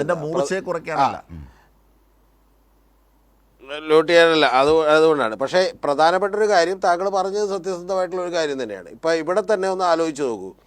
കോക്രോച്ച് ജനതാ പാർട്ടി എന്ന് പറയുന്ന ഒരു രജിസ്റ്റേർഡ് ആയിട്ടുള്ളൊരു പാർട്ടി പോലും ആ ലെവലിലേക്ക് വരാതിരിക്കുന്നു. പാർട്ടി ഉണ്ടാകേണ്ട ഒരു സാഹചര്യം പോലും ഉണ്ടായത് എന്തുകൊണ്ടാണ്? സാഹചര്യം എന്ന് പറയുന്നത് പ്രധാനപ്പെട്ടൊരു കാര്യം എന്ന് പറയുന്നത് പലപ്പോഴും പ്രതിപക്ഷം അതിൻ്റെ കൃത്യമായിട്ടുള്ള റോൾ നിർവഹിക്കാത്തതുകൊണ്ട് കൂടിയാണ്. ഇവിടെ എല്ലാവരും പറഞ്ഞുകൊണ്ടിരിക്കുന്നത് 3 ഇരട്ടി, അതായത് ഇൻസ്റ്റാഗ്രാം ഫോളോവേഴ്സ് BJPയേക്കാൾ 3 ഇരട്ടിയായി മാറിയിരിക്കുന്നു കോക്രോച്ച് ജനതാ പാർട്ടിയുടെ എന്ന് പറയുമ്പോൾ നമ്മളൊരു കാര്യം കൂടി മനസ്സിലാക്കണം. കോൺഗ്രസിനേക്കാൾ ഇരട്ടിയായും അത് മാറിയിട്ടുണ്ട് എന്നുള്ളത് മനസ്സിലാക്കണം. പിന്നെ രണ്ടാമത്തെ കാര്യം, ഒരു പ്രധാനപ്പെട്ട കാര്യം, കോൺഗ്രസോ അല്ലെങ്കിൽ പ്രതിപക്ഷമോ ഒക്കെ തന്നെ യഥാർത്ഥത്തിൽ ഒരു പ്രതിപക്ഷ നേതാവിൻ്റെ ലെവലിലേക്ക്, അതായത് കഴിഞ്ഞ തവണ അദ്ദേഹത്തിന് പ്രതിപക്ഷ നേതാവ് സ്ഥാനം ഉണ്ടായിരുന്നില്ല, പക്ഷേ പ്രതിപക്ഷ നേതാവ് എന്ന് പറയുന്ന ഒരു സ്ഥാനം അദ്ദേഹത്തിന് കൊടുത്തിട്ടും യഥാർത്ഥത്തിൽ അത്തരത്തിലുള്ളൊരു പ്രവർത്തനം കോൺഗ്രസ് കാഴ്ചവെക്കുന്നുണ്ടോ എന്നുള്ളത് അവർ ഒരു സ്വയം വിമർശനപരമായി പരിശോധിക്കേണ്ടതാണ്. ഇതിന് അവർക്ക് പല ന്യായീകരണങ്ങളൊക്കെ ഉണ്ടാവും. ഇപ്പോൾ ഉദാഹരണത്തിന് ജയറാം രമേശ് കഴിഞ്ഞ ദിവസം പറഞ്ഞു കാരണം ഇത് കോക്രോച്ച് ജനതാ പാർട്ടി എന്ന് പറയുന്നത് RSSൻ്റെ ഒരു പ്രൊഡക്റ്റാണ് എന്ന് പറഞ്ഞാൽ ഒരു സേഫ്റ്റി വാൽവായിട്ട് ഒരു പ്രഷർ ചോർത്തിക്കളയാൻ വേണ്ടി ഉപയോഗിക്കുന്ന ഒരു പരിപാടിയാണ് എന്നൊക്കെ ഉള്ളത് അവർക്ക് പല സംശയങ്ങളുണ്ടാകും, ആശങ്കകളൊക്കെ ഉണ്ടാകും. പക്ഷേ പ്രധാനപ്പെട്ടൊരു കാര്യം കോൺഗ്രസ് കാണാതിരിക്കരുത്. ആ കാണാതിരിക്കേണ്ട കാര്യം 2,20,00,000 വരുന്ന ഇൻസ്റ്റാഗ്രാം ഫോളോവേഴ്സ് ഉണ്ടാകുന്നു. ഈ നാട്ടിലെ ഒരു മിഡിൽ ക്ലാസ് ആയിട്ടുള്ള ആളുകൾക്ക് ഈ ഗവൺമെൻറ്റിനോട് വലിയ അസംതൃപ്തി ഉണ്ടാകുന്നു. അതിൽ 14ഓളം കുട്ടികൾ മരണപ്പെടുന്നു, 22ഓളം കുട്ടികൾ മരണപ്പെടുന്നു. അതുമായി ബന്ധപ്പെട്ട് നിരവധി ആത്മഹത്യകളുണ്ടാകുന്നു. ഇത്തരത്തിലുള്ളൊരു പ്രശ്നത്തെ ഞങ്ങൾ എന്തുകൊണ്ട് ടേക്കപ്പ് ചെയ്യാൻ വൈകിപ്പോയി എന്നുള്ളത് അവർ തീർച്ചയായും ആലോചിക്കേണ്ടതാണ്. തീർച്ചയായും ആലോചിക്കുകയും അത്തരത്തിലുള്ളൊരു കാര്യമുണ്ടാകുമ്പോൾ സാധാരണ ജനത്തിൻ്റെ, ഞാൻ പറയുന്നത് നാളെ ഇതിൻ്റെ ഒരു ലീഡർഷിപ്പ് എത്രത്തോളം വിശ്വാസയോഗ്യമാണെന്നൊക്കെ ഉള്ളത് രണ്ടാമത്തെ കാര്യമാണ്. പക്ഷേ ആ സാധാരണ ജനത്തിൻ്റെ ഒരു പ്രശ്നം അത് ഞങ്ങൾ ടേക്കപ്പ് ചെയ്യുന്നു, ഞങ്ങൾ അതിൻ്റെ മുൻപിൽ വന്ന് നിൽക്കുന്നു എന്ന് പറയുന്ന ഒരു ധാരണ ഉണ്ടാക്കുന്നത് യഥാർത്ഥത്തിൽ കോൺഗ്രസ് അതിദാരുണമായി പരാജയപ്പെടുകയാണ് അവിടെ ഏറ്റവും ആദ്യമേ തന്നെ ചെയ്തത്. പിന്നെ ഏറ്റവും നല്ല കാര്യം എന്ന് പറയുന്നത് ഇപ്പോൾ ഇന്ന് അദ്ദേഹം തീർച്ചയായിട്ടും വന്നു, അവർക്കെതിരെയുള്ള സമരത്തെയും അവരെ അടിച്ചമർത്താനുള്ള പ്രക്ഷോഭത്തെയും ഒക്കെ തന്നെ ചെറുക്കാനായിട്ട് രാഹുൽ ഗാന്ധി മുൻപിലേക്ക് വരുന്നു എന്ന് പറയുന്നത് വളരെ പ്രധാനപ്പെട്ട ഒരു കാര്യം കൂടിയാണ്. പക്ഷേ ഇവിടെ ഒരു കാര്യം കൂടി ശ്രീ ചക്രപാണി, നമുക്ക് അതിൻ്റെ അടുത്ത ഘട്ടത്തിലേക്ക് പോകാം. ഇപ്പോൾ രാജേന്ദ്രൻ പന്തളം വലതുപക്ഷ നിരീക്ഷകൻ കൂടിയുണ്ട്. ശ്രീ രാജേന്ദ്രൻ പന്തളം, താങ്കളെ നേരിട്ട് കിട്ടാൻ ചില സാങ്കേതിക തടസ്സം വന്നു, ശ്രമിച്ചുവെങ്കിലും അത് ശരിയായില്ല. അതുകൊണ്ടാണ് താങ്കളെ ടെലിഫോണിൽ ബന്ധപ്പെടുന്നത്. അതുകൊണ്ട് ആദ്യം അതിനൊരു സോറി പറയുന്നു. നമുക്ക് ഇപ്പോൾ മോദി സർക്കാർ ഇതുവരെ ചെയ്തുകൊണ്ടിരുന്ന മുഴുവൻ ദ്രോഹരാഷ്ട്രീയവും അത് ഒരു പ്രത്യേക ദിശയിലെത്തി നിൽക്കുകയാണ്. രാജ്യത്തെ എല്ലാ സമൂഹത്തിനും, പ്രത്യേകിച്ച് ഈ മധ്യവർത്തി സമൂഹം, അതായത് എന്താണ് ഈ മിഡിൽ ക്ലാസ്സിന് അടക്കം ഇതിലേക്ക് വലിയ രീതിയിൽ മോദിയിലേക്ക് എതിർപ്പുണ്ടാകുന്ന തരത്തിലേക്ക് കാര്യങ്ങൾ നീങ്ങുകയാണ്. അങ്ങനെ ഒരു സമരമാണ് കോക്രോച്ച് പാർട്ടിയുടെയും ഇടതുപക്ഷത്തിൻ്റെയും ഇപ്പോൾ കോൺഗ്രസിൻ്റെയും ഒക്കെ യോജിച്ചുള്ള നീക്കത്തിൽ നടക്കുന്നത്. രാജേന്ദ്രൻ പന്തളം. ഒരിക്കലുമല്ല. ഇത് എന്താണെന്ന് വെച്ചാൽ കോക്രോച്ച് പാർട്ടി രൂപവൽക്കരിക്കപ്പെടുമ്പോൾ ഇന്ത്യയിലേക്ക് ജന്തർ മന്ദറിൽ അവരുടെ സമരം നടത്തുന്നതിന് തൊട്ടു മുമ്പ് അവർ പറഞ്ഞുകൊണ്ടിരുന്നത് എന്താണ്? അവര് ജെൻസിയുടെ ആസ്പിറേഷൻസിന് വേണ്ടിയിട്ടുള്ള ഒരു പ്രസ്ഥാനമാണ്. അവർ പറഞ്ഞത് എന്താണ്? Overhaul way India is run and societal, economic and political issues അതിനെ അഡ്രസ് ചെയ്യാൻ വേണ്ടിയാണ് എന്നാണ് പറഞ്ഞത്. ഇതിപ്പോ എന്തിലാണ് ഇപ്പൊ വന്നു നിൽക്കുന്ന സമരം? നീറ്റ് പരീക്ഷ. അജിംഷാദിന് അറിയാവുന്ന പോലെ നീറ്റ് പരീക്ഷ ആർക്ക് വേണ്ടിയിട്ടുള്ളതാണ്? കോച്ചിങ് സെന്ററുകളിൽ പോയിട്ട് ലക്ഷക്കണക്കിന് രൂപ മുടക്കി ആ കോച്ചിങ്ങിലൂടെ വരുന്ന ആൾക്കാർക്ക് വേണ്ടിയിട്ടുള്ള ടെസ്റ്റ്. ആ ഒരു ടെസ്റ്റിൽ ഒടുങ്ങുന്നതാണോ ഇന്ത്യയുടെ 150 കോടി ജനങ്ങളുടെ ആസ്പിറേഷൻ? അവരുടെ അല്ല, അജിംഷാദ് ഒരു കാര്യം മനസ്സിലാക്കണം. ഇന്ത്യയുടെ ആവറേജ് ഏജ് എന്ന് പറയുന്നത് മറ്റൊരു ലോക രാജ്യങ്ങൾക്ക് സംവിധാനം തന്നെ നിരോധിക്കാതെ അങ്ങനെയാണെങ്കിൽ വലിയ മാതൃകാപരമായി സ്കാൻഡിനേവിയൻ സ്റ്റൈലിൽ പഠിക്കട്ടെ എന്ന് കരുതി ചെയ്തു. തീർച്ചയായിട്ടും കൈരളി ചാനലിൽ വരുമ്പോ കൈരളി ചാനലിന്റെ അഭിപ്രായം തന്നെ ജയിക്കണം. പക്ഷേ ഒരു പ്രതിപക്ഷ ബഹുമാനം വേണ്ടേ? ഈ അവരോട് കാണിക്കുന്നത് പോലെ തന്നെ, അതായത് കോക്രോച്ച് പാർട്ടിയോട് കാണിക്കുന്നത് പോലെ തന്നെ ഒരു ജനാധിപത്യ മര്യാദ എന്നോട് കാണിക്കണ്ടേ? അപ്പൊ ഞാനൊന്ന് പറയട്ടെ, ഒന്ന് പറഞ്ഞു തീർക്കട്ടെ. അതായത് ഞാൻ പിന്നെ താങ്കൾ തന്നെ വിജയിക്കണമെന്ന് ആശംസിച്ചുകൊണ്ട് ഞാൻ പറയുകയാണ്, ഈ ഇഷ്യൂസിനെ അജിംഷാദിന്റെ ഒരു ആനുകൂല്യം, അതിനെ സഹായിക്കുന്ന രീതിയിലൊരു പ്രസ്താവന എന്ന് പറയുമ്പോൾ വളരെ സൂപ്പർഫിഷ്യലായി പോയി. ഇന്ത്യയിലെ അടിസ്ഥാന വർഗത്തിന്റെ പ്രശ്നങ്ങളൊന്നുമല്ല ഉയർത്തുന്നത്. ഇവിടെ സ്റ്റാറ്റസ് കോയ്ക്ക് വേണ്ടി ഡോക്ടർ ആവാൻ വേണ്ടി നടക്കുന്ന ഉസ്ബെക്കിസ്ഥാനിലും അതുപോലെ ഉക്രൈനിലും ജോർജിയയിലും ഒക്കെ പോയിട്ട് ഡോക്ടർ ആവാൻ വേണ്ടി നടക്കുന്ന സ്റ്റാറ്റസ് കോയ്ക്ക് വേണ്ടി ശ്രമിക്കുന്ന ഒരു വിഭാഗം ആൾക്കാരുടെ മാത്രമായി മാറി. എന്നിട്ടോ ഇപ്പൊ അവസാനം എന്താ സംഭവിച്ചതെന്ന് കണ്ടോ? ഇന്ന് ഏറ്റവും ഒടുവിലത്തെ വാർത്ത എന്താണ്? അദ്ദേഹം, അതായത് വാങ്ചുക്, അദ്ദേഹം പറഞ്ഞ കാര്യം എന്താണ്? 3 കാര്യങ്ങൾ അദ്ദേഹം ഉന്നയിച്ചത്. ചോദ്യപേപ്പർ ചോർച്ച ഉത്തരവാദിത്തം ഗവൺമെന്റ് ഏറ്റെടുക്കണം. പാർലമെന്റിലെത്തി ഈ കോക്രോച്ച് പാർട്ടിയുടെ ആൾക്കാർക്ക് MP നേതാക്കൾ എന്നിവരെ കാണാൻ അവസരമുണ്ടാക്കണം. 3 വിഷയം ഉന്നയിക്കുമെന്ന് ഉറപ്പ് നൽകുക. എന്നിട്ട് എന്താ പറഞ്ഞ? ഇവയിൽ ഏതെങ്കിലും ഒന്ന് അംഗീകരിച്ചാൽ മതി സമരം തീരുന്നു. അതുകൊണ്ട് ഇപ്പൊ എന്താ വരുന്ന കാര്യം എന്താ അറിയാമോ? ധർമ്മേന്ദ്ര പ്രധാൻ ഈ സമരത്തെ സ്പോൺസർ ചെയ്തിരിക്കുക. ഒരു പക്ഷെ ഈ സമരം നടന്നില്ലായിരുന്നുവെങ്കിൽ ധർമ്മേന്ദ്ര പ്രധാൻ ഔട്ടായനെ. ഇവർ ഈ സമരം തുടങ്ങിയത് കൊണ്ട് എന്നാ ഇപ്പൊ അങ്ങനെ മാറ്റുന്നില്ലെന്ന് പറഞ്ഞ് പിടിച്ചു വെച്ചുകൊണ്ടിരിക്കുകയാണ്.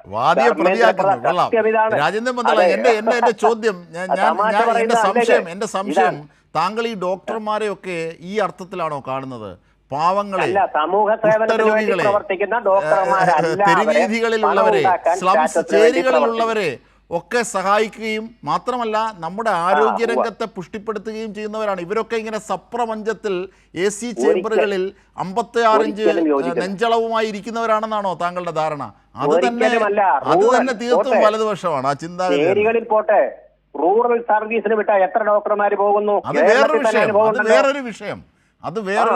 അതാണോ ഉക്രൈനിൽ പോയി പഠിച്ചവരെയും ഒക്കെ ആയിട്ടാണോ ഇത് കമ്പയർ ചെയ്യേണ്ടത്? ഞാനൊരു ഒറ്റ കാര്യം ചോദിക്കുന്നു ശ്രീ രാജേന്ദ്രൻ പന്തളം. ഇങ്ങനെ ഒരു വീഴ്ച വന്നതുകൊണ്ട് 25 ലക്ഷം വിദ്യാർത്ഥികളുടെ ഭാവിയിലേക്കല്ലേ മണ്ണിട്ടത്? എത്ര പേരാണ്, കുട്ടികളാണ് മരിച്ചു വീണത്, ജീവനൊടുക്കിയത്? എത്ര പേരാണ് ട്രോമകളിൽ പെടുന്നത്, മാനസികമായ സംഘർഷങ്ങളിൽ പെടുന്നത്? ഇതൊന്നും ഈ മോദി സർക്കാരിന് ചെവിക്കൊള്ളാൻ ആവുന്നില്ലേ? എന്നിട്ട് ഈ സമരം ചെയ്യുന്നവരെ ആക്ഷേപിക്കുകയാണ്. താങ്കളുടെ നറേഷൻ എനിക്ക് ഇഷ്ടപ്പെട്ടു.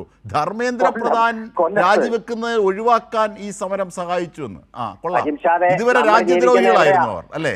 കൊല്ലത്ത് TKM എഞ്ചിനീയറിംഗ് കോളേജില് അവിടുന്ന് എഞ്ചിനീയറിംഗ് പാസ്സാവാൻ വേണ്ടി തേങ്ങ കൊടുത്ത് മാർക്കിട്ട അധ്യാപകർക്ക് തേങ്ങ കൊടുത്ത് വിജയിച്ച ചരിത്രം നമ്മുടെ ഓർമ്മയിലുണ്ടാവുമല്ലോ. നമ്മളൊക്കെ യുവാക്കളായി, നമ്മുടെയൊക്കെ നന്നേ ചെറുപ്പത്തിൽ ഉണ്ടായിട്ടുള്ള കാര്യങ്ങളാണല്ലോ.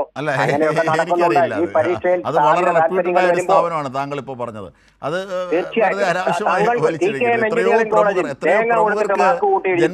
സ്ഥാപനമാണ്. അപ്പൊ ഇതൊക്കെ ഈ രംഗത്ത് നടക്കും. സ്ഥാപിത താല്പര്യങ്ങൾ വരുമ്പോ സമൂഹത്തെ നന്നാക്കാൻ വേണ്ടിയിട്ടല്ല, പണം ഉണ്ടാക്കാൻ വേണ്ടിയിട്ടുള്ള, അതിനു വേണ്ടിയിട്ടുള്ള ഒരു ബൂർഷ്വാസിയുടെ തത്വശാസ്ത്രമാണത്. അത് നടക്കുന്നു. അതിനെ താങ്കൾ പിന്തുണയ്ക്കേണ്ട കാര്യമില്ല. താങ്കൾ പിന്തുണയ്ക്കുന്നത് എന്തിനാണെന്ന് എനിക്ക് മനസ്സിലാവുന്നില്ല. രാഹുൽ ഗാന്ധി ഇതിനെ ആദ്യം ഉയർത്തുന്നതെന്ന് വെച്ചാൽ അഭിജിത് ദീപ്കെ തന്റെ അജണ്ട മോഷ്ടിച്ചുകൊണ്ട് ഇനി അടുത്ത പ്രധാനമന്ത്രിയായി കളയുമോ എന്നുള്ള പേടി കൊണ്ടാണ് അദ്ദേഹം നേരത്തെ ഇതിനെ അങ്ങനെ താങ്കൾ പ്രതിപക്ഷത്തിലെ ഒരു നേതാവിന്റെ ഉദ്ദേശങ്ങളെ വെച്ചിട്ട് ഇതിൽ ഭിന്നിപ്പുണ്ടാക്കാമെന്ന് വിചാരിക്കേണ്ട. അതൊരു BJP നറേഷനാണ്. അതൊക്കെ അവിടെ ഇരിക്കട്ടെ. ഇവിടെ പ്രതിപക്ഷം മാത്രമല്ല, ആ പ്രതിപക്ഷത്തോട് ഓരോ മനോഭാവവും, ഞാൻ നേരത്തെ പറഞ്ഞില്ലേ, മിഡിൽ ക്ലാസ് അടക്കം അവർക്ക് സമരങ്ങളോട് ഒരു വിമുഖത കാണിക്കുന്ന ക്ലാസ്സാണ്. പക്ഷേ അവർ പോലും ഇതുമായി സഹകരിക്കുന്നതിലേക്ക് എത്തുന്നു. അത്ര കണ്ട് ചെയ്തികളാണ്. കർഷകരുടെ സമരം ഉണ്ടായി, അത് അടിസ്ഥാന വർഗത്തിന്റെ സമരമായിരുന്നില്ലേ രാജേന്ദ്രൻ പന്തളം? അതിന് നിങ്ങൾ എന്ത് രീതിയിലാണ് പറഞ്ഞത്? ചൈന, പാകിസ്ഥാൻ. പിന്നീട് കായിക താരങ്ങൾ സമരം ചെയ്തില്ലേ?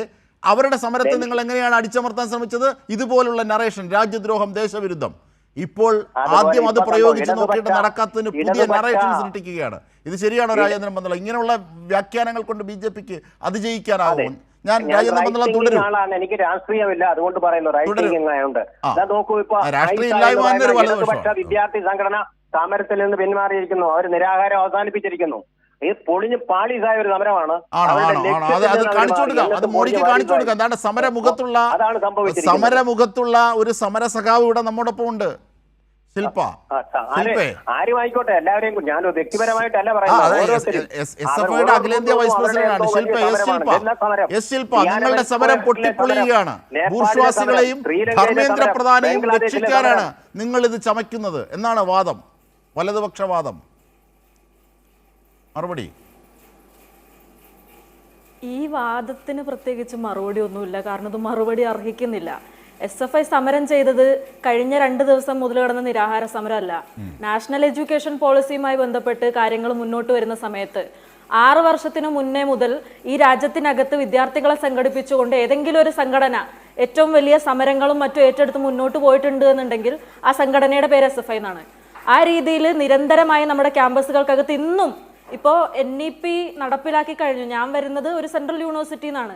അവിടെ എല്ലാം ഈ പറയുന്ന NEP നടപ്പിലാക്കി കഴിഞ്ഞു. ആ സാഹചര്യത്തിലടക്കം ഞങ്ങൾ മുന്നോട്ട് വെക്കുന്ന സമരപരിപാടികളുടെ ഏറ്റവും അടിസ്ഥാനപരമായിട്ടുള്ള മുദ്രാവാക്യത്തിൽ പ്രധാനപ്പെട്ട ഒരു മുദ്രാവാക്യം എന്ന് പറയുന്നത് നാഷണൽ എഡ്യൂക്കേഷൻ പോളിസിയെ സ്ക്രാപ്പ് ചെയ്യുക എന്നുള്ളത് തന്നെയാണ്. അപ്പോൾ അത്തരത്തിൽ നിരന്തരമായി ഈ രാജ്യത്തിനകത്തെ വിദ്യാഭ്യാസ മേഖലയെ തകർക്കുന്നതിന് വേണ്ടി സർക്കാർ നടത്തുന്ന ശ്രമങ്ങൾക്കെതിരെ ശക്തമായിട്ടുള്ള സമരങ്ങളും പ്രക്ഷോഭങ്ങളും ആയിട്ടാണ് ഞങ്ങൾ മുന്നോട്ട് പോയിക്കൊണ്ടിരിക്കുന്നത്. ഈ ജന്തർ മന്ദറിൽ സമരം നടക്കുന്ന സമയത്ത് മെയ് 3-ാം തീയതി പരീക്ഷ എഴുതിയ വിദ്യാർത്ഥികളുടെ പേപ്പർ ലീക്കായി എന്നുള്ള പേരിൽ അവരുടെ പരീക്ഷ റദ്ദാക്കുന്ന സാഹചര്യത്തിൽ അതിൻ്റെ വാർത്ത വന്ന് ഏറ്റവും ഉടനെ തന്നെ അതുമായി ബന്ധപ്പെട്ട ഒരു സമരം മുന്നോട്ട് വെച്ചിട്ടുള്ളത് SFI ആണ്. പല ദേശീയ മാധ്യമങ്ങളും അതിനെ കൃത്യമായിട്ടുള്ള രീതിയിൽ റിപ്പോർട്ട് ചെയ്യുന്ന സാഹചര്യം ഉണ്ടായിട്ടുണ്ട്. മിനിസ്ട്രി ഓഫ് എഡ്യൂക്കേഷനിലേക്ക് അടക്കം മാർച്ച് നടത്തിക്കൊണ്ട് ആ രീതിയിൽ സമരം മുന്നോട്ട് കൊണ്ടുപോയിക്കൊണ്ടിരിക്കുന്നത് SFI ആണ്. ഇന്ന് രാജ്യത്തിൻ്റെ പല ഭാഗങ്ങളിലും നോക്കുമ്പോൾ 700-ലധികം വരുന്ന കേന്ദ്രങ്ങളിൽ കൃത്യമായിട്ടുള്ള സമരങ്ങൾ നിരന്തരമായി നടത്തുകയും 600-ലധികം വരുന്ന വിദ്യാർത്ഥികൾ ഡീറ്റെയിൻഡ് ആവുകയും അവർക്ക് വലിയ രീതിയിൽ ബന്ധപ്പെട്ട സംസ്ഥാനങ്ങളിൽ നിന്ന് പോലീസ് സംവിധാനങ്ങളുടെ ഭാഗത്ത് നിന്ന് മർദ്ദനമേൽക്കുന്ന സാഹചര്യത്തിലേക്ക് അടക്കം മാറുന്ന തരത്തിലുള്ള വളരെ വലിയ സമരങ്ങൾ ഏറ്റെടുത്ത് ഞങ്ങൾ മുന്നോട്ട് പോയിക്കൊണ്ടിരിക്കുന്നുണ്ട്. അപ്പോൾ സമരം പൊട്ടി പാളീസായി എന്നൊന്നും പറയണ്ട. ഞങ്ങൾ നിരാഹാര സമരം പ്രഖ്യാപിച്ച സാഹചര്യം എന്ന് പറയുന്നത് സോനം വാങ്ചൂക്കിനെ പോലെ വളരെ പ്രധാനപ്പെട്ട ഈ രാജ്യത്തിൻ്റെ ഏറ്റവും പ്രധാനപ്പെട്ട ഒരു വ്യക്തിത്വം സമരം ചെയ്തുകൊണ്ടിരിക്കുമ്പോൾ, നിരാഹാര സമരത്തിൽ കിടന്നുകൊണ്ടിരിക്കുമ്പോൾ അതിരാവിലെ ആ പ്രദേശത്തേക്ക് ഇടിച്ചു കയറി വന്ന് അവിടെ കണ്ണിൽ കാണുന്ന എല്ലാ ആളുകളെയും അടിച്ച് നിരത്തി അവിടെ നിന്ന് അദ്ദേഹത്തിനെ ബലം പ്രയോഗിച്ച് എടുത്തുകൊണ്ട് പോകുന്ന സമീപനം ഈ രാജ്യത്തിൻ്റെ സർക്കാരും ഡൽഹി പോലീസും സ്വീകരിച്ചു. ആ സമരത്തിനെ അങ്ങനത്തെ മെക്കാനിസംസ് ഉപയോഗിച്ച് അടിച്ചമർത്താൻ വേണ്ടി കഴിയില്ല. അദ്ദേഹം നടത്തിക്കൊണ്ടിരിക്കുന്ന സമരത്തിനെ തുടർന്ന് ഞങ്ങൾ കൊണ്ടുപോകുമെന്ന് പ്രഖ്യാപിച്ചുകൊണ്ട്, അദ്ദേഹത്തിനോട് ഐക്യദാർഢ്യം പ്രഖ്യാപിച്ചുകൊണ്ടാണ് ഞങ്ങളുടെ അഖിലേന്ത്യാ പ്രസിഡന്റും അഖിലേന്ത്യാ ജോയിന്റ് സെക്രട്ടറിയും സഖാവ് ആദർശും ഒഴിഷിയും സമരത്തിൽ നിരാഹാരം ഇരിക്കുന്നത്. 3 ദിവസം സഖാക്കൾ ഇരുന്നു അവിടെ. അതിനുശേഷം ഇന്നലെ നടന്നിട്ടുള്ള സംഭവ വികാസങ്ങൾക്ക് ശേഷം കൃത്യമായിട്ട് യോഗങ്ങളും മറ്റും ചേർന്ന് ഞങ്ങൾ നിരാഹാര സമരം നിർത്തുന്നതിന് വേണ്ടി തീരുമാനിച്ചു. അത് സമരം നിർത്തുന്നു എന്നുള്ളതല്ല അതിൻ്റെ അർത്ഥം. ഇന്നലെ അടിച്ചേർത്ത ക്രാന്തി കോർണർ ഇന്ന് ഞങ്ങൾ വീണ്ടും അത് റീബിൽഡ് ചെയ്ത് അതിനകത്തുള്ള പ്രവർത്തനങ്ങളായിട്ട് ഞങ്ങൾ മുന്നോട്ട് പോകുന്നുണ്ട്. ഞങ്ങളുടെ സഖാക്കൾ ജന്തർ മന്ദറിനകത്ത് കൃത്യമായിട്ട് അവരുടെ പ്രസൻസ് രേഖപ്പെടുത്തുന്നുണ്ട്, നിരന്തരമായി അവിടെ ഇടപെട്ടുകൊണ്ടിരിക്കുന്നുണ്ട്. ഇന്നിപ്പോൾ രാജ്യത്ത് പല ഭാഗങ്ങളിൽ, കേരളത്തിനകത്തടക്കം വലിയ സമരങ്ങൾ നടന്നുകൊണ്ടിരിക്കുന്നുണ്ട്. വരുന്ന ദിവസങ്ങളിൽ വലിയ തരത്തിലുള്ള മറ്റ് വർഗ ബഹുജന സംഘടനകളുടെ അടക്കം ഐക്യദാർഢ്യത്തോടു കൂടി വലിയ സമരങ്ങളായിട്ട് മുന്നോട്ട് പോകുന്നതിന് തന്നെയാണ് ഞങ്ങൾ തീരുമാനിച്ചിട്ടുള്ളത്. അപ്പോൾ ആ നിലയിൽ സമരം മുന്നോട്ട് കൊണ്ടുപോകുന്ന ഒരു സംഘടനയാണ് SFI, മറ്റ് ഇടതുപക്ഷ സംഘടനകളും. അതിനെ ഈ രീതിയിൽ കുറച്ച് കാണേണ്ട ആവശ്യമൊന്നുമില്ല. അവിടെ ഇത്രയും വലിയ വിഷയങ്ങൾ നടന്നുകൊണ്ടിരിക്കുമ്പോൾ 70ഓളം വിദ്യാർത്ഥികൾ ഡീറ്റെയിൻ ആവാനും 100 കണക്കിന് വിദ്യാർത്ഥികളെ അടിച്ച് ശരിപ്പെടുത്തുന്നതിനും വേണ്ടി കാത്തിരിക്കുന്ന തരത്തിലേക്ക് രാഹുൽ ഗാന്ധി അടക്കം മാറുമ്പോൾ, ഇത്രയും വലിയ സ്വന്തം അഭിപ്രായത്തിനും വോയിസിനും പേഴ്സണാലിറ്റിക്കും വലിയ വാല്യൂ ഉള്ള ഒരു വ്യക്തി ഇത്രയും നാളിന് ശേഷം വലിയൊരു സമരം നടന്നുകൊണ്ടിരിക്കുമ്പോൾ അതിന് പാരലായിട്ട് ഇന്ന് പോയി സമരം നടത്തുന്നു, അദ്ദേഹത്തിൻ്റെ മൂക്കിൽ നിന്ന് ചോര വരുന്നു, അദ്ദേഹത്തിനെ എടുത്തുകൊണ്ട് പോകുന്നു എന്നൊക്കെ പറഞ്ഞുകൊണ്ട് വലിയ കോലാഹലം ഇവിടെ നടന്നുകൊണ്ടിരിക്കുമ്പോൾ അത്തരത്തിൽ ഉള്ളൊരു സമീപനം അല്ല നമ്മൾ സ്വീകരിച്ചിട്ടുള്ളത്. തുടർച്ചയായി സമരരംഗത്ത് ഞങ്ങൾ നിലനിന്നിട്ടുണ്ട്. അതുപോലെ തന്നെ രാജ്യത്തിൻ്റെ ഏത് ഭാഗത്തു നിന്ന് ഉയർന്നു വരുന്ന ഈ വിഷയത്തിനെതിരെ ഉയർന്നു വരുന്ന എല്ലാ തരത്തിലുമുള്ള പ്രതിഷേധങ്ങളും ഞങ്ങൾ സ്വാഗതം ചെയ്യുന്നു എന്ന് കൂടിയാണ് ഈ ഒരു അവസരത്തിൽ പറയാനുള്ളത്. ഞങ്ങൾ ഞങ്ങളുടെ സമരം തുടർന്നുകൊണ്ട് തീർച്ചയായും രാജേന്ദ്രൻ മന്ദളം കേട്ടല്ലോ. മാത്രമല്ല ഒരു കാര്യം കൂടി താങ്കൾ ആലോചിക്കണം. നമ്മുടെ കുട്ടികൾ പരീക്ഷ, രാജേന്ദ്രൻ മന്ദളം ലൈനിലുണ്ടല്ലോ. സോനം വാങ്ചുക്ക് ഇന്ത്യയെ ചൈനയെ ആക്രമിച്ചാൽ ഞങ്ങൾ ഇന്ത്യയുടെ പക്ഷം നിൽക്കുന്ന പറഞ്ഞില്ല ആളാണ്. അതിന്റെ ചരിത്രം നമുക്ക് പരിശോധിക്കാം. ലഡാക്കിന്റെയും ജമ്മു കാശ്മീരിന്റെയും ഒക്കെ ചരിത്രം നമുക്ക് പരിശോധിച്ചാൽ രാജേന്ദ്ര മന്ദളം പെടും. അതവിടെ നിൽക്കട്ടെ, മറ്റൊരു വിഷയത്തിലേക്ക് കൊണ്ടുപോകണ്ട. ഞാൻ ഒരൊറ്റ കാര്യം ഞാൻ ചോദിക്കുന്നു. നമ്മുടെ കുഞ്ഞുങ്ങൾ, രാജേന്ദ്രൻ പന്തളത്തിന്റെ വീട്ടിലായാലും നമ്മുടെ കുഞ്ഞുങ്ങൾ പരീക്ഷ എഴുതാൻ പോകുമ്പോൾ അവർ പൊട്ട് വെച്ചാൽ പ്രശ്നം, അവർ തൊപ്പി വെച്ചാൽ പ്രശ്നം, അവർ ഇന്ന കളറിലുള്ള ഡ്രസ്സ് ഇട്ടാൽ പ്രശ്നം, ഫുൾ കൈ ഇട്ടാൽ പ്രശ്നം എന്ന് പറഞ്ഞ് ടോർച്ചർ ചെയ്തവർ അവരുടെയൊക്കെ കയ്യിൽ നിന്നാണ് ഇത് ചോർന്നു പോയത്. 75% ചോദ്യങ്ങൾ. അങ്ങനെ അവരുടെ അധ്വാനത്തെ കുത്തിക്കീറി ഈ സാമദ്രോഹികൾ ചെയ്തത്. എന്നിട്ട് കുഞ്ഞുങ്ങളെ പീഡിപ്പിച്ചു. നാഷണൽ ടെസ്റ്റിംഗ് ഏജൻസി അവരുടെ ചിട്ടകൾ വട്ടങ്ങൾ പറഞ്ഞ് കുഞ്ഞുങ്ങളെ പീഡിപ്പിച്ചു. എന്നിട്ട് അവരുടെയൊക്കെ കയ്യിൽ നിന്ന് ഇത് ചോർന്നു പോകുന്നു. ഈ ദ്രോഹത്തെ താങ്കൾ കാണുന്നില്ലേ രാജേന്ദ്രൻ മന്ദളം? തീർച്ചയായിട്ടും കാണുന്നുണ്ടല്ലോ അജിംഷാദെ. ഞാൻ പറയട്ടെ, 11 പേരെ അറസ്റ്റ് ചെയ്തിട്ടുണ്ട്. അതിലെ താങ്കൾ പറഞ്ഞ വിഭാഗത്തിൽപ്പെട്ട ആരാണുള്ളത്? 11 പറയട്ടെ, ഈ കേസിനോടനുബന്ധിച്ച് 11 പേരെ അറസ്റ്റ് ചെയ്തിട്ടുണ്ട്. അതിൽ താങ്കൾ പറയുന്ന വിഭാഗത്തിൽപ്പെട്ട ആരാണുള്ളത്? ഇത് നടത്തിയവരാണോ? അവരെ ശിക്ഷിക്കും. നല്ലത് പറഞ്ഞ് ശിക്ഷിക്കും. സംശയമൊന്നുമില്ലത്. പരിശോധിച്ചാൽ മതി. പിന്നീട് ഈ വളരെ സീക്രസി സ്വഭാവത്തിലുള്ള ചോദ്യങ്ങൾ ആണ്ടി നല്ല അടിയാണെന്ന് ആണ്ടി എന്ന് പറഞ്ഞാൽ മതിയോ രാജേന്ദ്രൻ? പഴുതില്ലാത്തവർ അവിടെ നടത്തി എടുത്തു. ഒരു പഴുതില്ലാത്ത വിധം ടെസ്റ്റ് നടത്തി അതിനകത്ത് ഒരൊറ്റ ചോദ്യ പേപ്പർ ലീക്കോ ക്വസ്റ്റ്യൻ പേപ്പർ വിൽപ്പനയോ നടന്നതായിട്ട് കാണിക്കാൻ പറ്റുമോ? കാണാൻ കഴിഞ്ഞിട്ടുണ്ടോ? പറ്റിയിട്ടില്ല. അത് കഴിഞ്ഞ് പിന്നെ എന്തിനാ അതിനെക്കുറിച്ചുള്ളൊരു സമരം? ഇതിനകത്തൊക്കെ ശരിക്കും പറഞ്ഞ ദേശീയമായിട്ടുള്ള ഒരു ചർച്ച നടത്തിക്കൊണ്ട് ഈ പാവപ്പെട്ട വേണ്ടത് ഈ ട്യൂഷൻ സെന്ററുകളിൽ പോയിട്ട്, കോച്ചിങ് സെന്ററുകളിൽ പോയിട്ട് ഈ ഡോക്ടർമാരാവുന്ന ആ പ്രസ്ഥാനം, മെറിറ്റോക്രസിയെ ഇല്ലാതാക്കുന്ന, പാവപ്പെട്ട കുട്ടികൾക്ക് ഡോക്ടർമാരാവാൻ ഉള്ള അവസരം നിഷേധിക്കുന്ന ആ സാമൂഹിക യാഥാർത്ഥ്യത്തെയാണ് നിങ്ങൾ SFIയെ പോലുള്ളവർ അഡ്രസ് ചെയ്യേണ്ടതെന്നുള്ളതാണ് എന്റെ പക്ഷം. ശരി, ഞാൻ അതിലേക്ക് പോകാം. രോഹിത്ത് മറുപടി. രോഹിത്, ഈ രാജേന്ദ്രൻ പന്തളം എന്ന് പറയുന്ന വലതുപക്ഷ നിരീക്ഷകൻ, അദ്ദേഹത്തിനൊന്നും സത്യത്തിൽ മറുപടി തന്നെ കൊടുക്കേണ്ട കാര്യമില്ല. അദ്ദേഹം ഈ MBBS എഞ്ചിനീയറിംഗ് ഒക്കെ പഠിക്കുന്നത് വരേണ്യവർഗവും അതുപോലെ തന്നെ മധ്യവർഗം എന്നാണ് അദ്ദേഹം ധരിച്ചു വെച്ചിരിക്കുന്നത്. അപ്പോൾ അവരെയൊന്നും മൈൻഡ് ചെയ്യണ്ട, അവരൊക്കെ ആത്മഹത്യ ചെയ്താലും ഇവിടെ ഈ രാജ്യത്തൊന്നും സംഭവിക്കാൻ പോകുന്നില്ല എന്ന മനസ്ഥിതിയിലാണ് അദ്ദേഹം നടക്കുന്നത്. അതുതന്നെയാണ് ഇന്ത്യയുടെ പ്രധാനമന്ത്രിയും ആഗ്രഹിക്കുന്നത്. അദ്ദേഹത്തിന് മനസ്ഥിതി അത് തന്നെയാണ്. ഈ രാജ്യത്ത് വിദ്യാർത്ഥികൾ എത്ര സമരം ചെയ്താലും കുഴപ്പമില്ല, നിങ്ങൾ ആത്മഹത്യ ചെയ്താലും കുഴപ്പമില്ല, നിങ്ങൾ പഠിച്ചാലും കുഴപ്പമില്ല, ഇല്ലെങ്കിലും കുഴപ്പമില്ല, ഞങ്ങളെ ഒന്നും ഇത് ബാധിക്കില്ല, ഞങ്ങൾ ഈ സർക്കാരുമായിട്ട് മുന്നോട്ട് പോകുന്നത് ആ തരത്തിൽ ചിന്തിക്കുന്ന ഒരു ഗവൺമെൻറ്റാണ് രാജ്യത്ത് അധികാരത്തിലിരിക്കുന്നത്. അപ്പോൾ അവർക്കൊന്നും ഒരു മറുപടിയില്ല. പിന്നെ ഞാൻ ഈ വിഷയത്തിനകത്ത് ഈ ശ്രീ ചക്രപാണി പറഞ്ഞതിൽ ഒരു പോയിന്റിൽ വിയോജിപ്പ് രേഖപ്പെടുത്തുകയാണ്. ഞാൻ ഈ ചർച്ചയുടെ മെറിട്ട് കളയല്ല.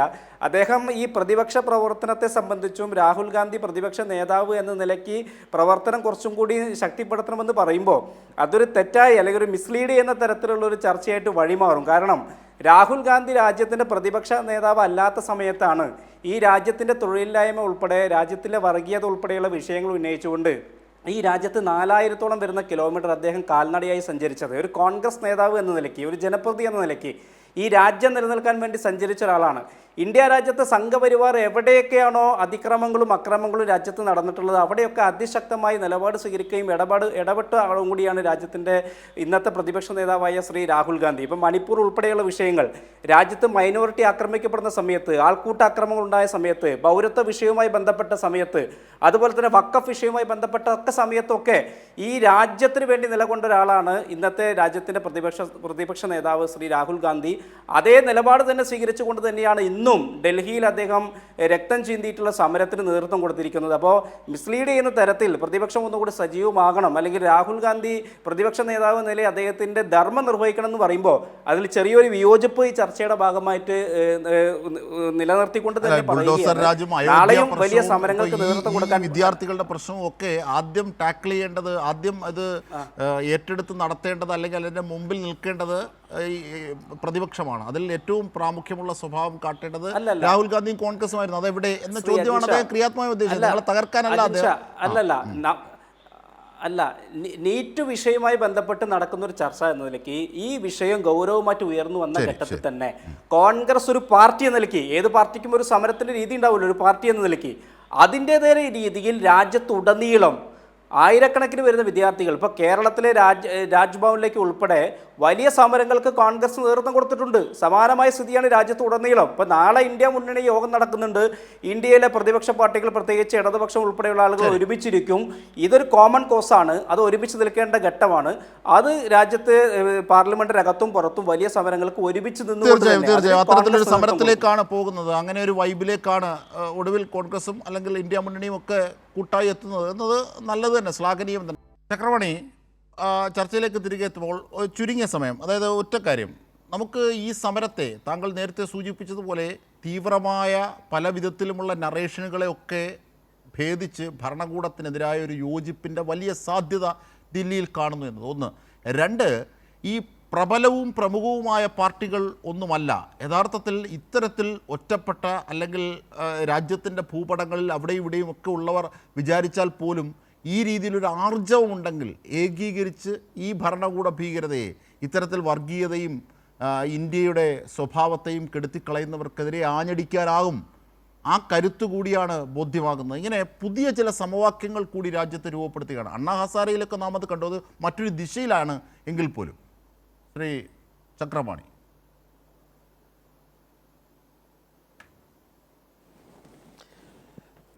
ഒരു വരി കൊണ്ടൊരു മറുപടി കൂടി പറഞ്ഞിട്ട് ഞാൻ വരാം ഈ താങ്കളുടെ ചോദ്യത്തിലേക്ക്. ഒന്ന്, രാഹുൽ ഗാന്ധി നടത്തിയിട്ടുള്ള ജോഡോ യാത്രയെയും അദ്ദേഹം നടത്തിയിട്ടുള്ള ശ്രമങ്ങളെയൊന്നും നമ്മൾ ഇകഴ്ത്തി കാണിക്കുന്നില്ല. പക്ഷെ പ്രധാനപ്പെട്ടൊരു കാര്യം, പല കാര്യങ്ങളിലും ഒരു കൺസിസ്റ്റൻസി ഇല്ല എന്നുള്ളത് എൻ്റെ ഒരു വിമർശനമാണ്. അത് രോഹിത്തിന് ഇപ്പോൾ വോട്ട് ചോരിയുടെ കാര്യത്തിലാണെങ്കിലും മറ്റു പല കാര്യങ്ങളിലാണെങ്കിലും ഒക്കെ എനിക്ക് നിരവധി അത്തരത്തിലുള്ള കാഴ്ചപ്പാടുകളുണ്ട്. ഇപ്പോൾ ഈ ചർച്ച അതിൻ്റേതല്ലാത്തതുകൊണ്ട് ഞാൻ ആ ലെവലിലേക്ക് പോകുന്നില്ല. ഓക്കെ, ഇനി രണ്ടാമത്തെ കാര്യം, നമ്മുടെ രാജേന്ദ്രൻ പന്തളം പറഞ്ഞ ചില അസംബന്ധങ്ങളോട് മറുപടി പറയാതിരിക്കാൻ പറ്റില്ല. അതിൻ്റെ പ്രധാനപ്പെട്ട കാര്യമെന്ന് പറയുന്നത്, ഈ ഇന്ത്യയിൽ ഡോക്ടർമാരാകാൻ പരിശീലിക്കുന്ന ആളുകൾ ഉസ്ബെക്കിസ്ഥാനിലും ജോർജിയയിലും അതുപോലെ ചൈനയിലും റഷ്യയിലും ഒക്കെ പോയി പഠിക്കുന്ന ആളുകളെക്കുറിച്ചൊക്കെ അദ്ദേഹം പറഞ്ഞു. എന്താണ് രാജേന്ദ്രൻ പന്തളംജി താങ്കൾ പറഞ്ഞുകൊണ്ടിരിക്കുന്നത്?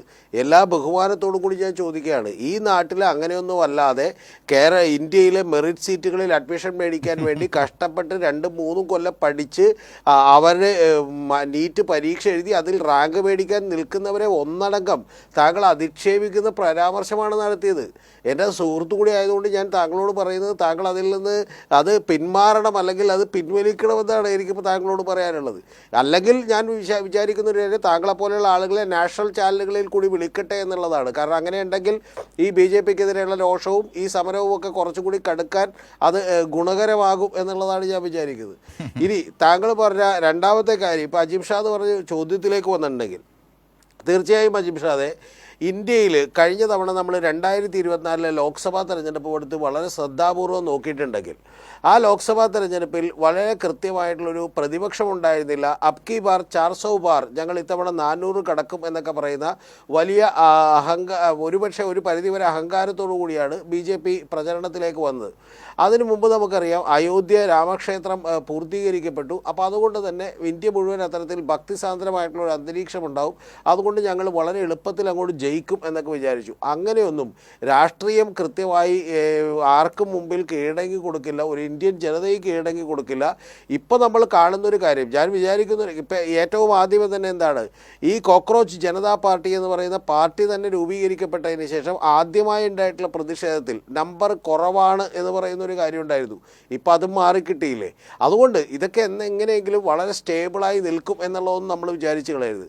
പിന്നെ രണ്ടാമത്തെ ഒരു കാര്യം, ഈ കേരളത്തിൽ ഇപ്പോൾ രാജേന്ദ്ര പത്രം പറഞ്ഞ പോലെ ഈ പരീക്ഷകൾ നടത്തുകയും എൻട്രൻസ് കോച്ചിങ് സ്ഥാപനങ്ങളൊക്കെ നടത്തുകയും ചെയ്തതൊക്കെ തെറ്റാണെങ്കിൽ, RSSൻ്റെയും സംഘപരിവാറിൻ്റെയും നേതൃത്വത്തിൽ നടത്തപ്പെടുന്ന പല സ്കൂളുകളിലും 3 ലക്ഷവും 5 ലക്ഷവും ഒക്കെ മേടിച്ച് ആ സ്കൂളുകളുടെ ടൈമിങ്ങിനോടൊപ്പം തന്നെ എൻട്രൻസ് കോച്ചിങ് കൊണ്ടുപോകുന്ന നിരവധി സ്ഥലങ്ങൾ ഇന്ത്യയിലുണ്ട്.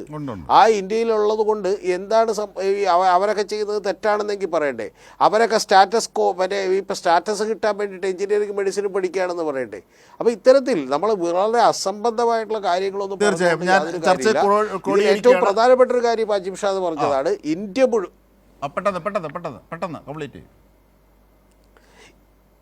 ഒരൊറ്റ വാചകം കൂടി, ഇന്ത്യ മുഴുവൻ ഏകീകരിക്കാൻ കഴിയുന്ന നിരവധി വിഷയങ്ങൾ ഉണ്ടായിക്കൊണ്ടിരിക്കുന്നു.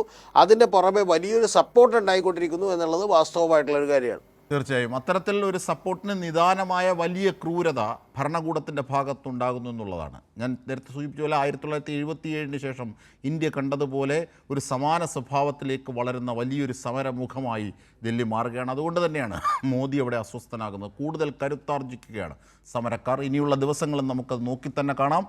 ചർച്ചയിൽ പങ്കെടുത്തവർക്കൊക്കെ നന്ദി. ന്യൂസ് ആൻഡ് ന്യൂസിയുടെ പൂർണ്ണമാകുന്നു.